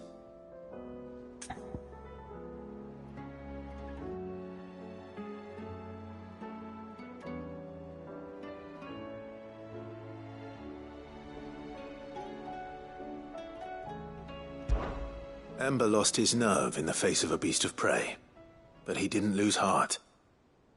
He pressed on, and he achieved his aim. And is that not what we ask of our scouts? Indeed it is. Thank you for your honest appraisal, Sid.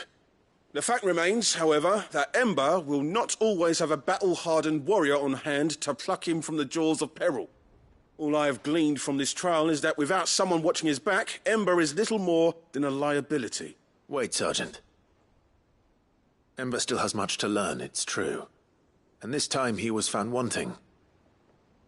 But I'd say he's due a second chance, nonetheless. After all, he did do as you asked. With a bit of hard work, any hand can be made to hold a blade, and any mind can conquer its fears. But a scout's nose is different. You've either got one, or you ain't. And by sniffing out that log, young Ember here has shown he has a conch and a half. Wouldn't do to waste it now, would it? Fine. One more chance. I'll do whatever you ask. I'll spend my days and nights in the pit if I have to. I'll show you. Just you wait. Daft as a brush, that one. But his heart's in the right place.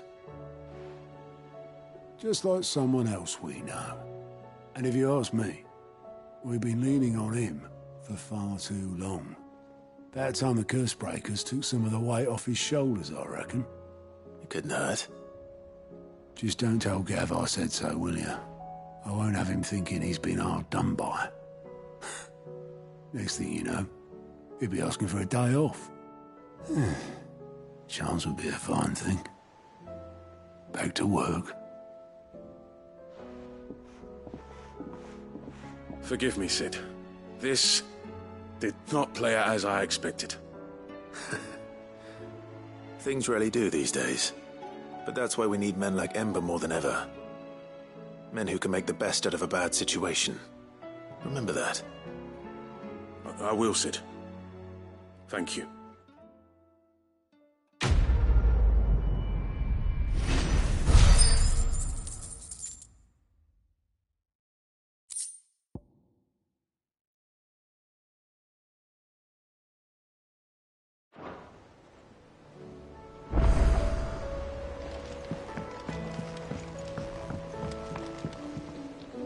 Sid, do you have a moment? By all means. It's my old master. Seems there's no escaping her. She found some way to send me a letter. And something else. Records from a Waluda prison. Seems they were keeping a lot of bearers there. How did she come by such a thing? Finding bearers always was her strong point. And it seems the cells of Balmung Dark are full of them. Foreign captives, the masterless. Bearers no one would miss. And even better for her, bearers with no one to look after them. When ether started lapping at the walls, the jailers fled. Leaving the bearers to be liberated by whoever happened to come along next. Sid, I'd like to believe that I've earned your trust by now. And while I'm well aware that you've forbidden Cursebreakers from traveling to Waloed, I can't let those bearers die in their cells. I'd rather risk shipwreck on the Shadow Coast than leave them to starve.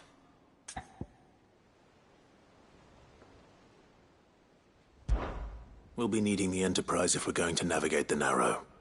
Does that mean... I'm making an exception, but we travel together. And we stay no longer than we have to. Ash is an inhospitable place at the best of times. We save as many as we can, and we leave. Thank you, Sid. There was a name in the prison register. A name from my past. Chadwick. Another of my former master's protégés. A gifted soldier, and the closest thing I had to family. The thought of him held captive in that place. He must be very important to you. He was. Is. Then we find him. The entrance to the prison lies in the shadow of Ravenwit Walls, just beyond the portcullis. We should head there as quickly as we can. I only pray there are still bearers alive to save. As do I, Doris.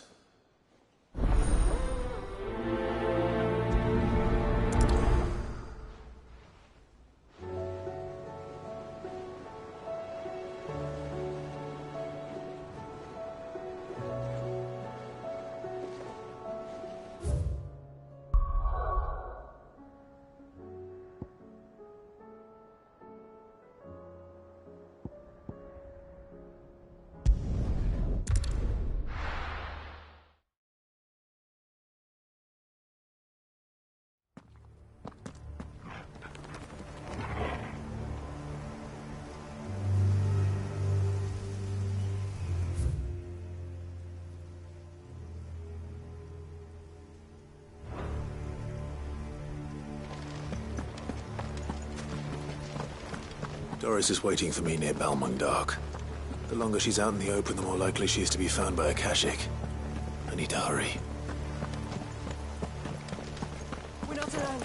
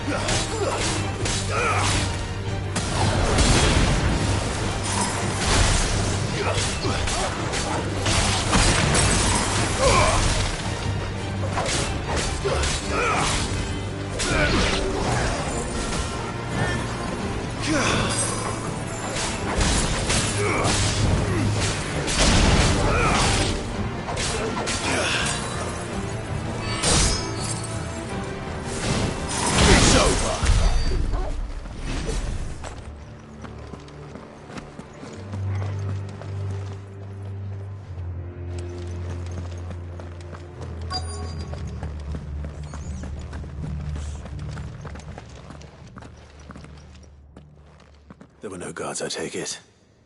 None manning the gates, no. It's a different story inside, though. The corridors are crawling with the Kashyyyk. Most likely guards left behind when the Wardens ran. If Chadwick was being held here, I worry that he may already be. Don't give up hope just yet, but let's move quickly. Let me check the ground floor. The ether stick is there. Then I'll search the upper level. Good luck, Sid. Stay safe.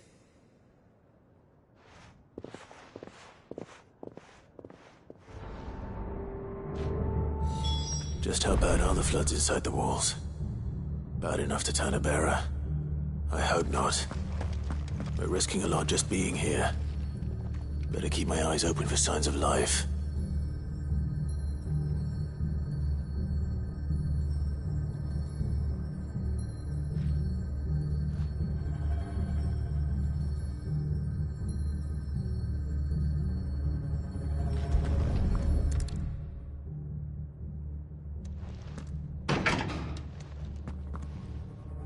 Locked her tight.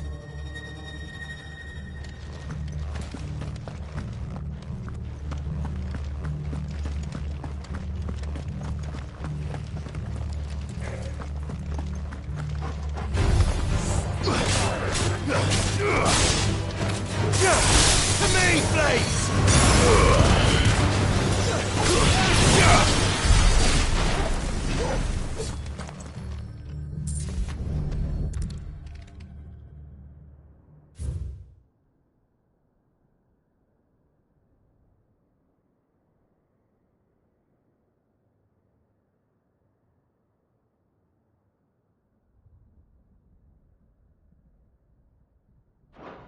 So this place was no ordinary prison. And I doubt they'll have taken the creature with them when they fled.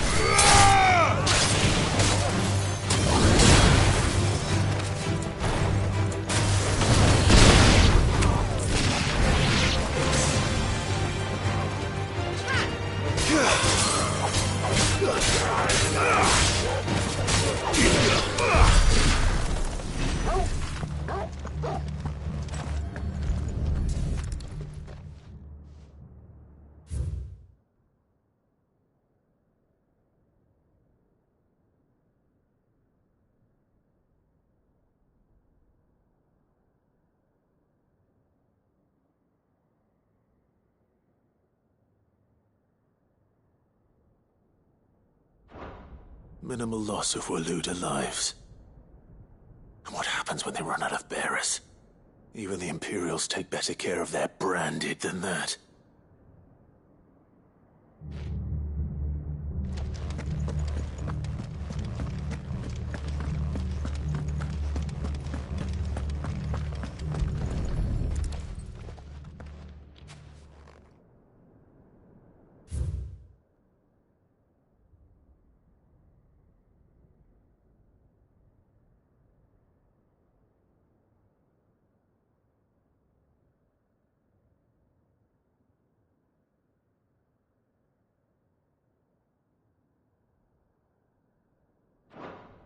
They were feeding bearers to it.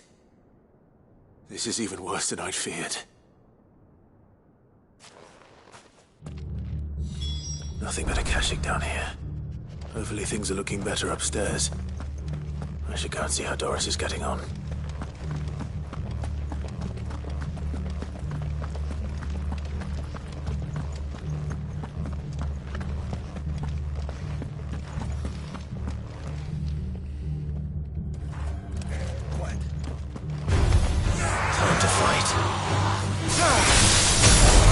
Soil and stay trying.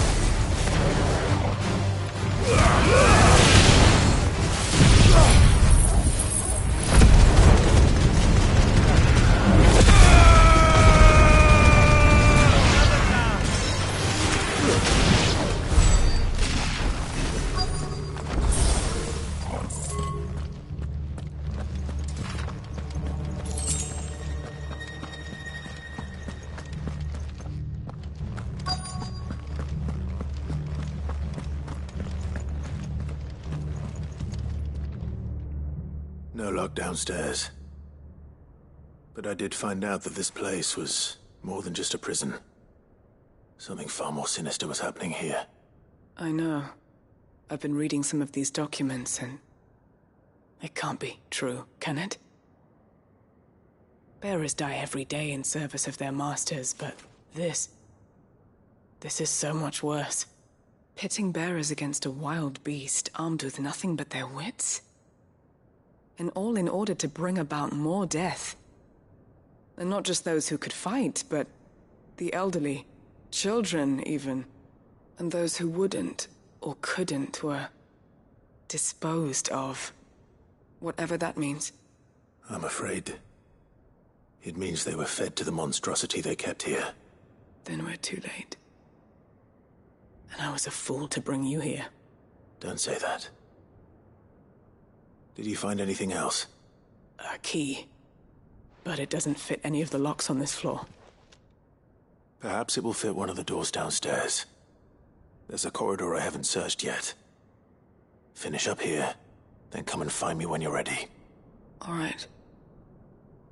I'll be there in a moment.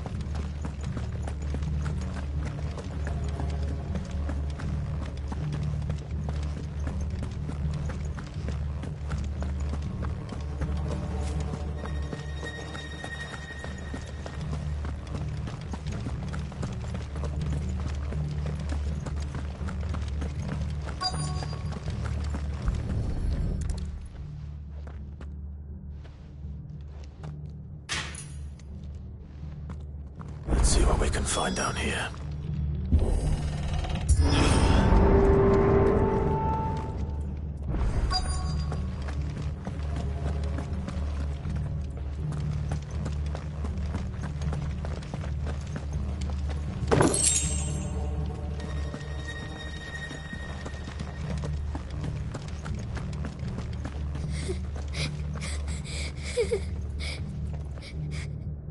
A survivor. And she sounds close.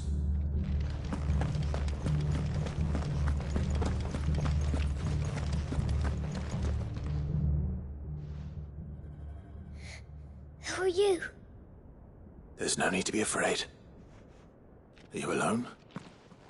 Are there any other survivors? Some of the guards. They're still here. But something's wrong with them. Everyone else was eaten by the monster. Of course they were. Thank the Founder. It was worth our coming. But I'd rather we didn't linger. Are you ready? Ready when you are. You poor thing. He must have been terrified. Did Chadwick send you? What? He fought the monster. Distracted it so I could run away. He must have sent you. He promised to free the others too. Where is he? He opened your cell, didn't he? He wouldn't be here otherwise. Chadwick.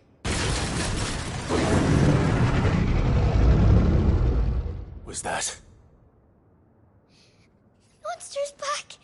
Chadwick, help! We have to get out of here. Doris, keep the girl safe. All right. You put that bearer-eating bastard in the ground.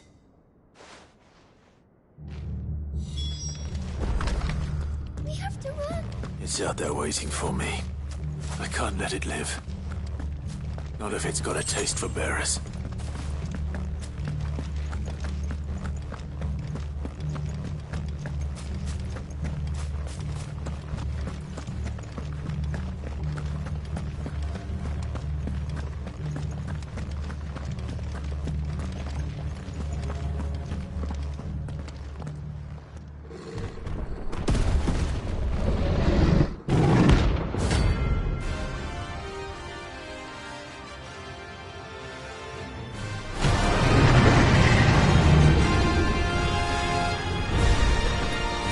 beast will wreak havoc if it ever leaves the prison. I can't let that happen.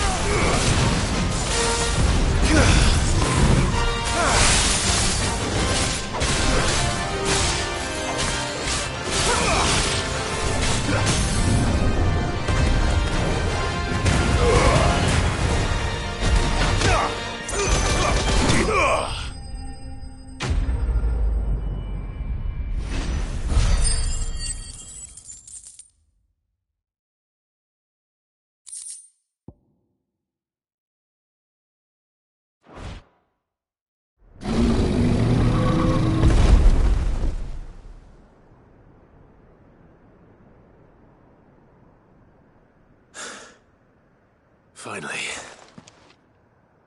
Sid, are you hurt? I'm fine. I think.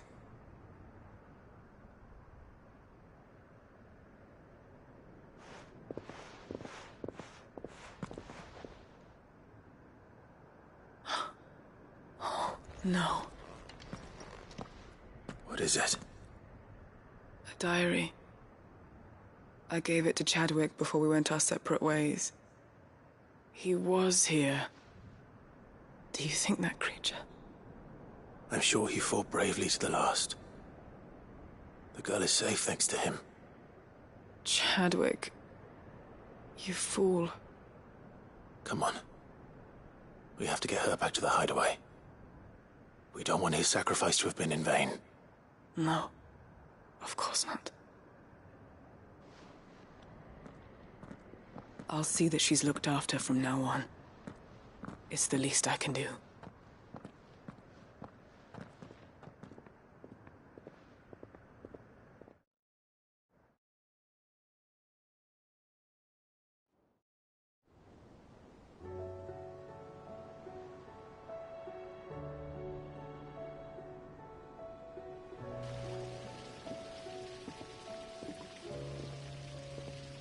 From what I hear, you've barely left the girl's side in days. I hope she's recovering from her ordeal. She is. Slowly but surely. She's far tougher than she looks. I thank the flames we found her. If we hadn't... I know. But we did. I'm sorry we weren't able to save Chadwick. There's no need to apologize. Without your help, I would never have found out what happened to him. How he fought to the bitter end to save her. To save Haida Marie. That's the man I remember. The man I thought of as a brother. I wish I could have met him. Your pass. She trained Chadwick and I to do two things: kill and obey. We were supposed to be sold to the highest bidder when the time came. But no bid was ever high enough to convince her to part with us. For years, we were her daggers in the shadows. But we could never quite shake our doubts about the things she made us do. And then, one day, we just couldn't do them anymore. So we escaped. But staying together was out of the question. They would have found us too easily. After so many years of training, the pull to serve was always strong. It scared me to think he might have taken another master, become a dagger in someone else's hand. But even in captivity, the battles he fought were his own. And he died not as someone's tool, but as a hero. Hyde Marie is proof of that. Bearers can cast off their shackles. And the Cursebreakers will show them how. I'll fight until my dying breath to see it done.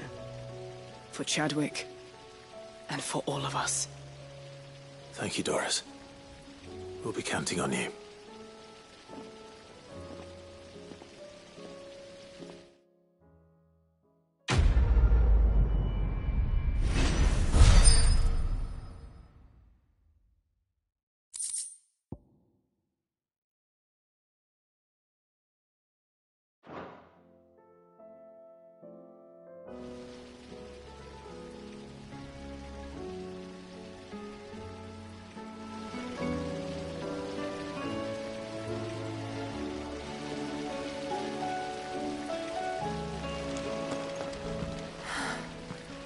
All this time, my heart has wandered hither and thither in search of the perfect companion. When all along he was here, standing right beside me.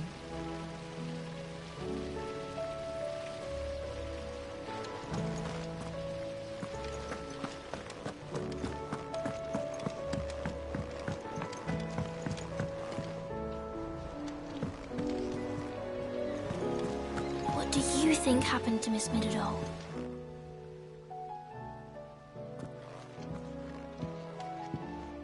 Sid, you have to help us.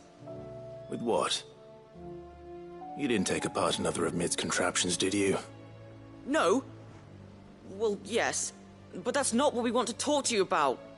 It's Miss Midadol. She's been acting strange. Very strange. She's barely ever around. When she is, she acts like we aren't even there. Her head's in a crowd. In the clouds. That's what I said. In the clouds. Well, she does have a lot on her mind. When did you last see her? Not long ago. Right after she got back from saving you from Stoneir. Then it's probably just about the Enterprise. It did take quite a battering on the way there and back. You didn't break it, did you, Sid? You really should be more careful around Miss Midadol's inventions. Don't listen to her. Even if you did break the Enterprise, you could put it back together, couldn't you? But who's gonna put Miss Midadol back together? She seems really sad. Why don't I go and see if I can cheer her up? You do that? For us? She's in her dungeon. Don't scare him. It's not a real dungeon. Thanks for the warning.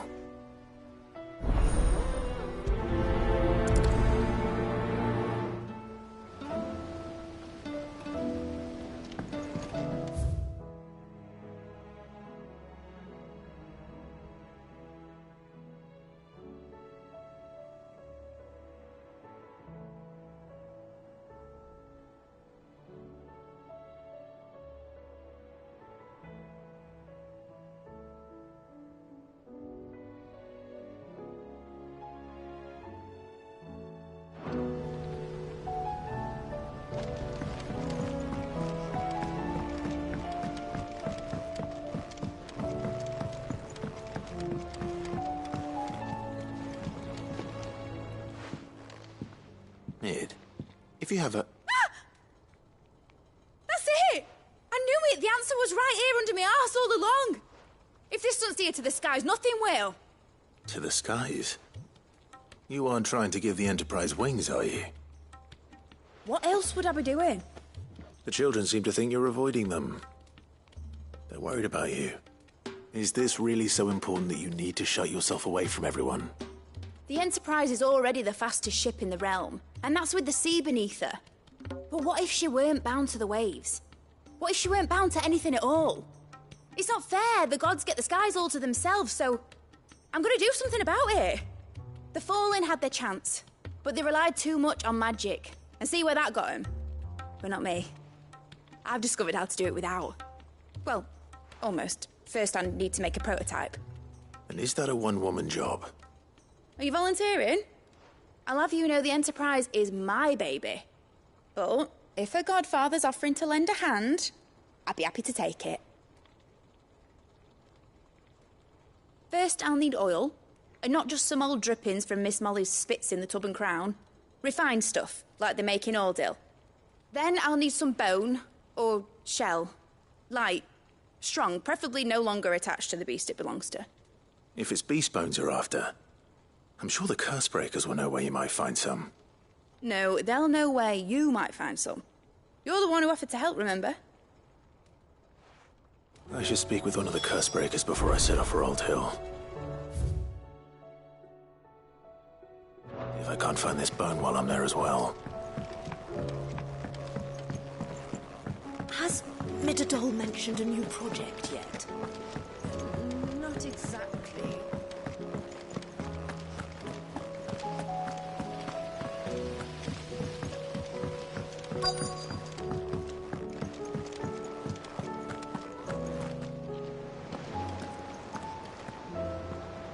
All right, Sid.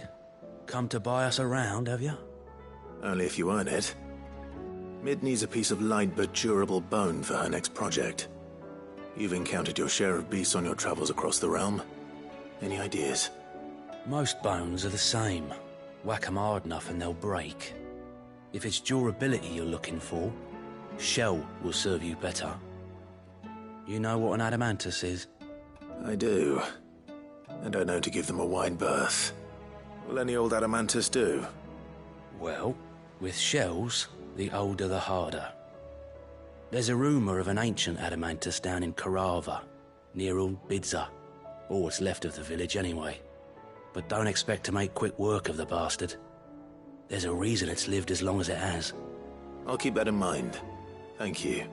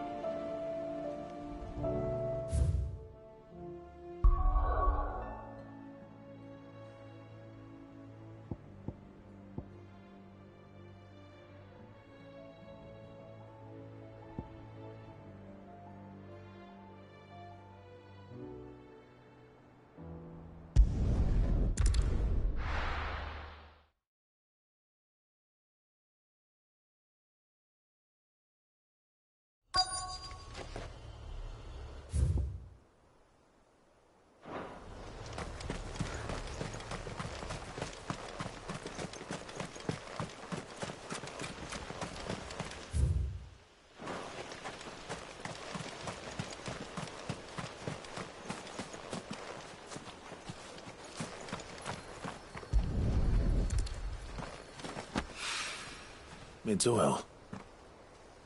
After what happened here, it's a miracle there was any left at all.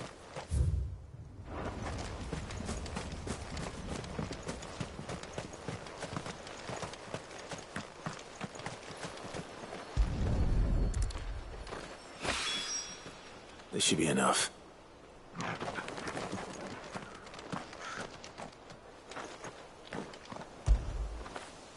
Get it, boy!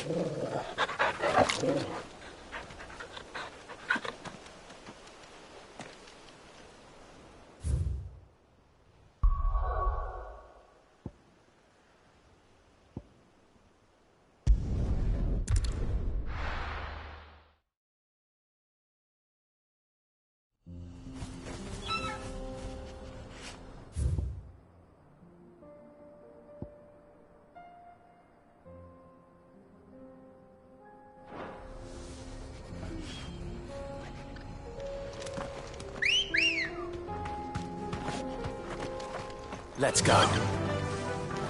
Fly, Ambrosia.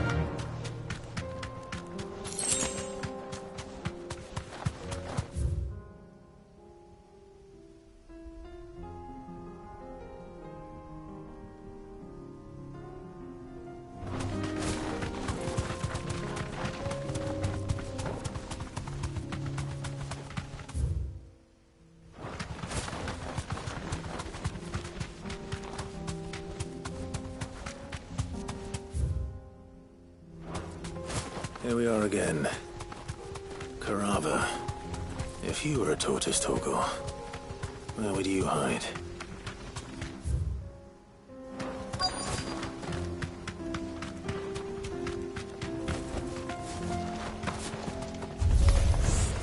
It looks like we found him.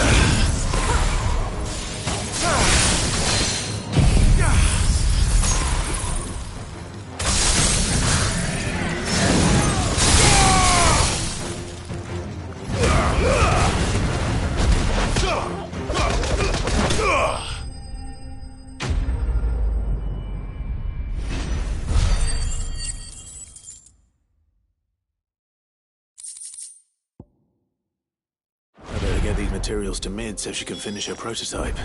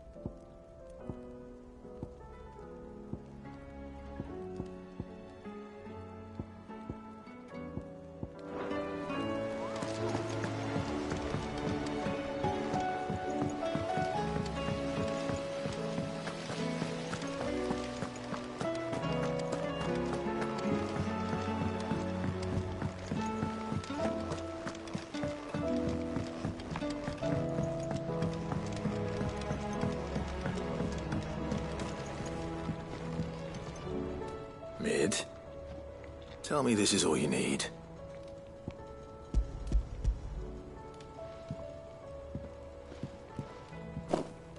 Aw, you make it sound like I asked you to save the world or something. Tell me this is all you need. It's most of what I need. After you left, I went over the figures again, and I realised I'd forgotten a 1 and a 0. And a cogwheel. Just a tiny one. Though, that's the problem. Gears that small are a bastard to make, and I may have lost the one Blackthorn spent a fortnight toiling over. wait. The children. When they took apart your scales, there was a tiny brass gear. Now that I think about it, they didn't use it when we put the scales back together. The young'uns? But why would the... You know what? I don't want to know. I'll keep working on the model. You go and find that cog.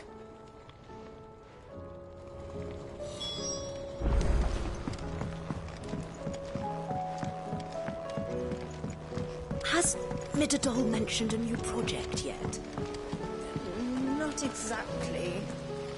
She seems preoccupied. Sid! Is Mid still hiding from us? She wasn't hiding. She's fine. She's just busy working on her next project. A new invention? What is it? What is it? Is it an airship? I bet it's an airship! Do you think she'll let us help? That just so happens to be why I'm here. She needs something special, something only you three can provide. A brass gear. A tiny one. One that might fit on, say, a set of scales. Oh, the one you forgot! We remember! We saved it, just in case. It's in the bag of bits. Since your lesson, we've been disassembling, then reassembling everything we can find. All the pieces that are left over, we keep under our beds, just in case. That's good to know. Look! I found it!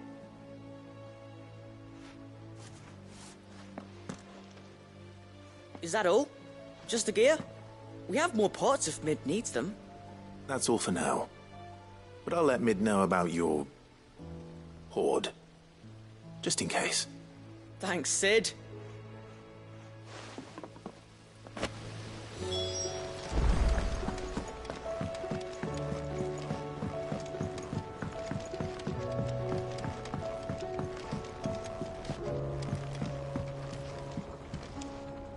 Well, did they have it?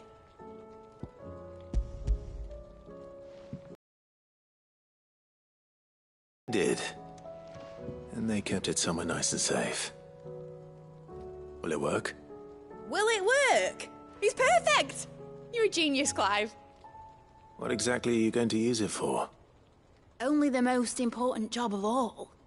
The wings aren't going to move on their own, but with the right cog in the right place. Well, you just wait and see.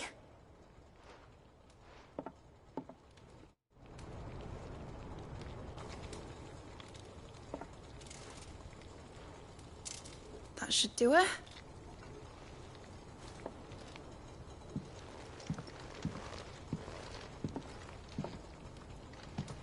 Here goes nothing.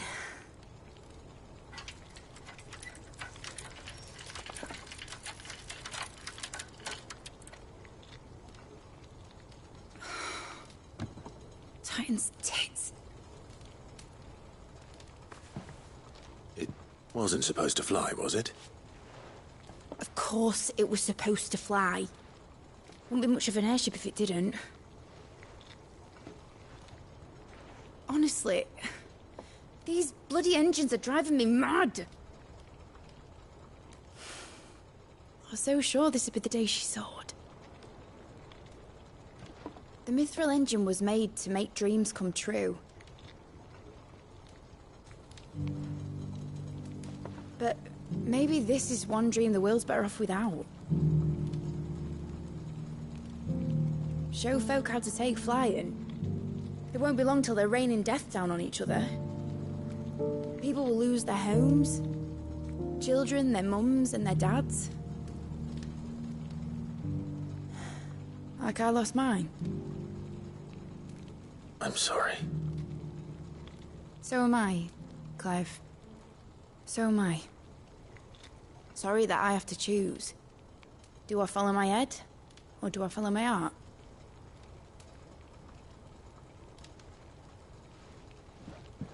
Good question.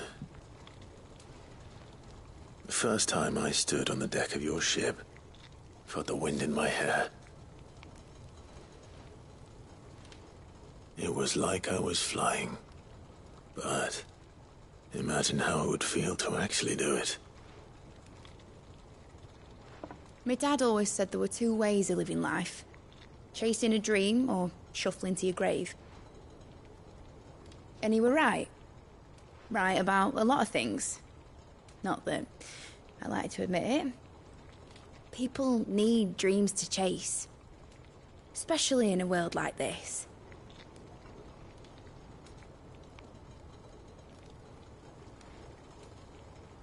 Right.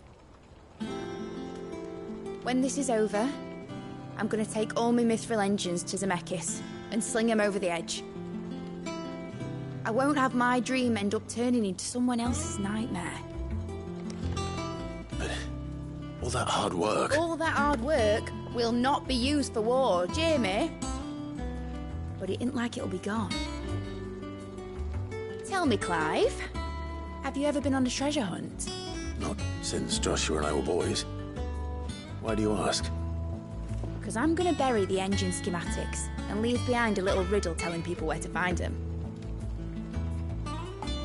A really hard one, so that only the most dedicated dreamers will ever be able to work it out.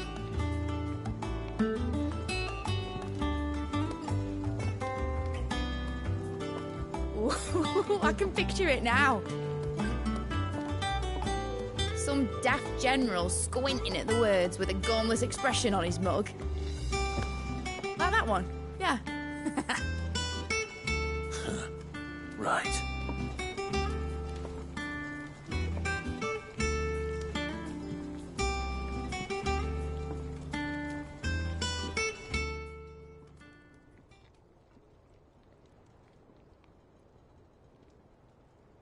Of course, if I'm putting this engine at the end of a treasure hunt, I'll still need to make it a treasure worth hunting for. Won't be much of a prize if it couldn't even make a toy boat fly after all. My dad always said, dream big. But it ain't the size of a dream that's important, is it, Clive? Only that it's a good one. And I reckon I've got a fair few good uns left in me. I'm sure you do.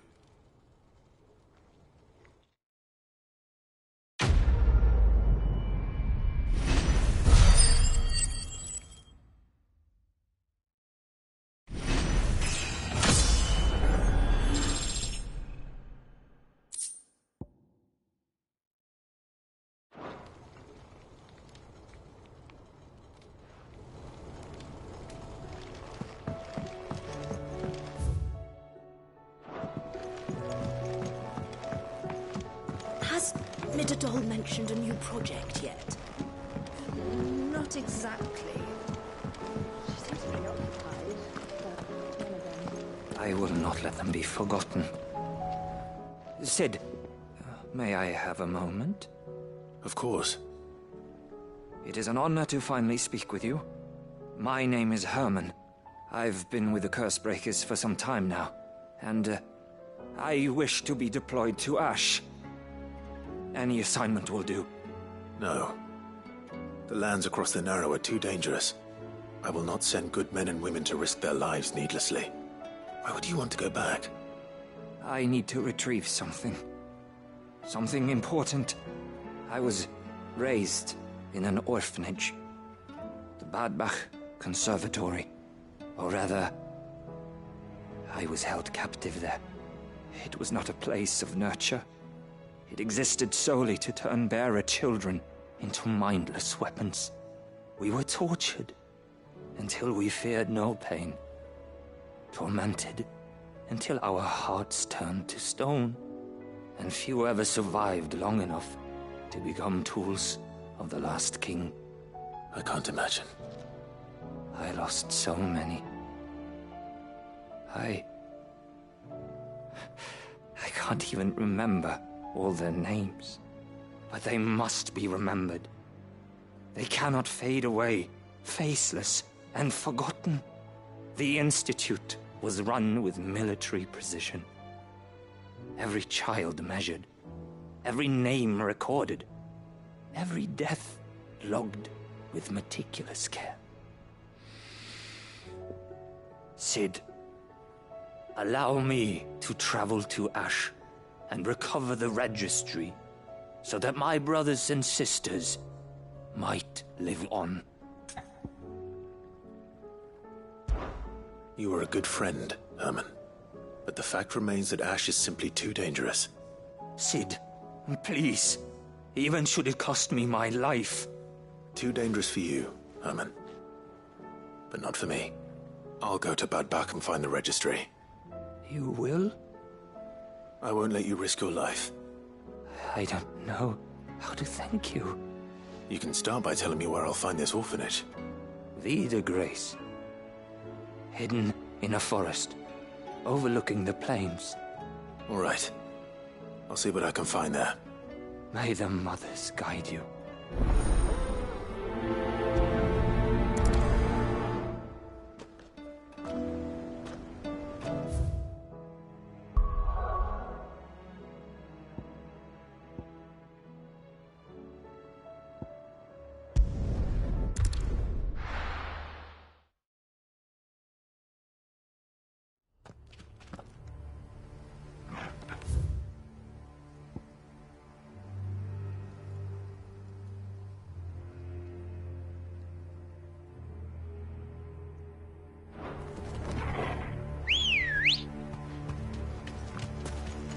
Come on.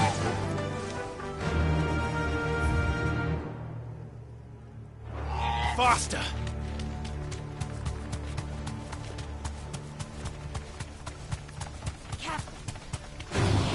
Time to fight.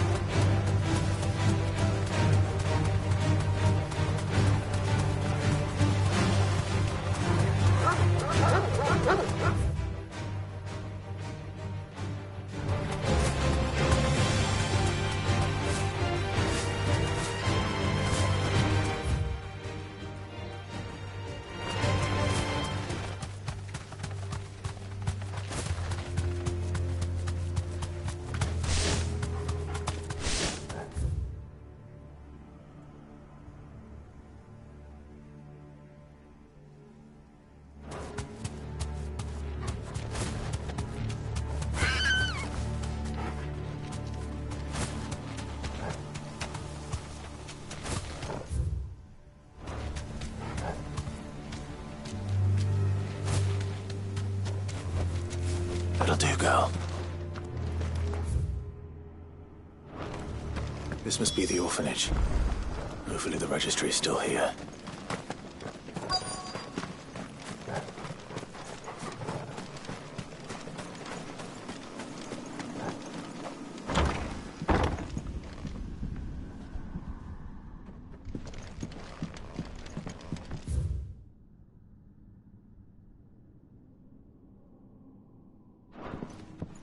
Conditioning. This is nothing short of torture.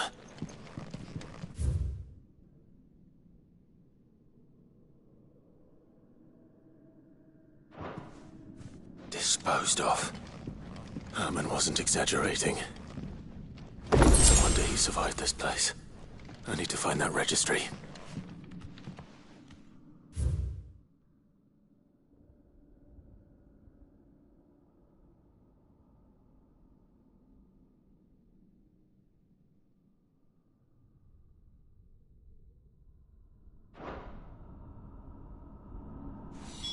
This reads like a suicide note.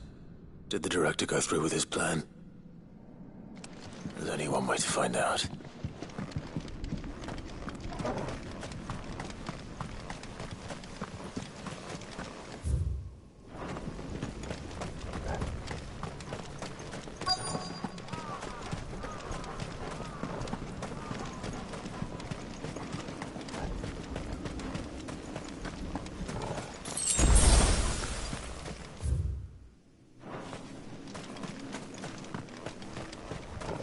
Forked white tree. This must be the place.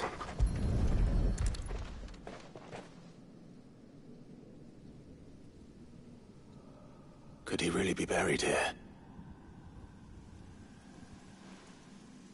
There's something hidden among the roots. Let's see.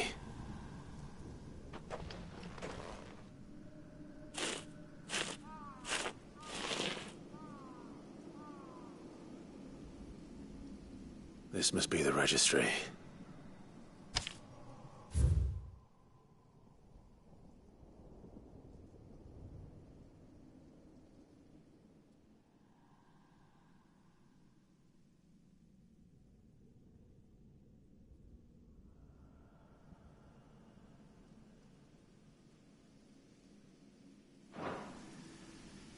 So many names. This place was a slaughterhouse. And where is the architect of all this misery?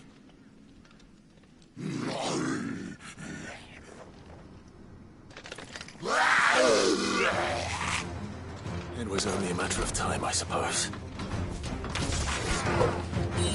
This place is cursed. To me, Flame!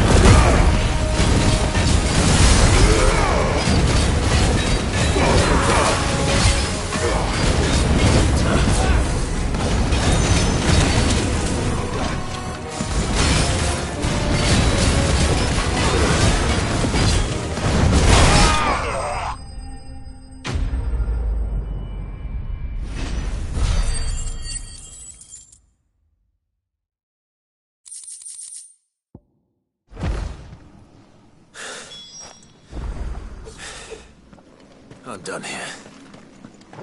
Let's get the registry back to Herman.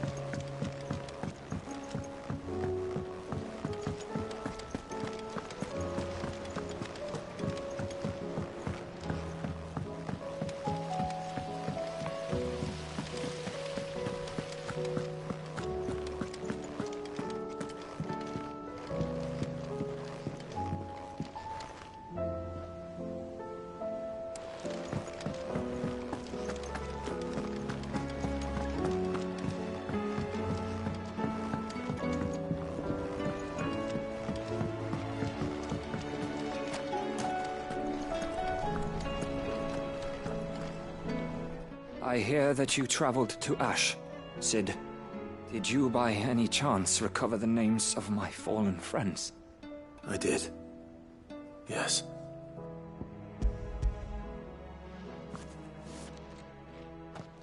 If I may? The bearer registry.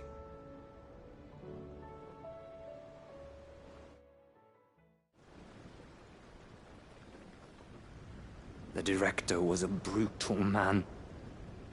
He got no worse than he deserved. The registry was all I found beneath the tree. There was no sign of a body. Or any record of what happened to the children after the orphanage closed. I pray that at least some of them survived. All their names are here. The ones we lost. My friends. My light in those dark times. I can still remember their faces. like it was yesterday. Children who were taken from their bunks in the morning, never to return. No explanation ever offered. They'd be happy to know that you survived, Herman. But why did I make it out alive, when so many others died in that awful place? It's not your fault. And blaming yourself won't bring them back. Honor their memory. See that their names live on. That way, at least. They're never truly gone. Thank you. Sid, I'm going to write a book. An account of the horrors of Bad Bach, and the spirit of those its custodians sought to crush. All of Valisthea will know of our suffering, and in the name of those I lost, I will not let it happen again. Neither will I. These records would have been buried for all eternity, were it not for you. Thank you.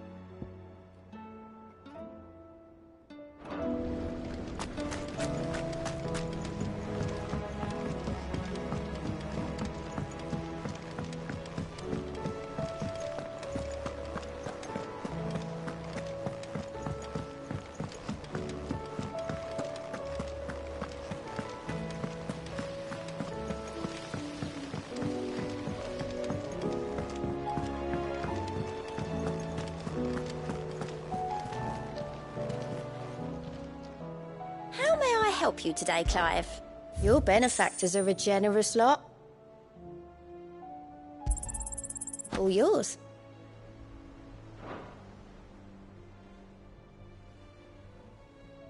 Come again. I may have more for you.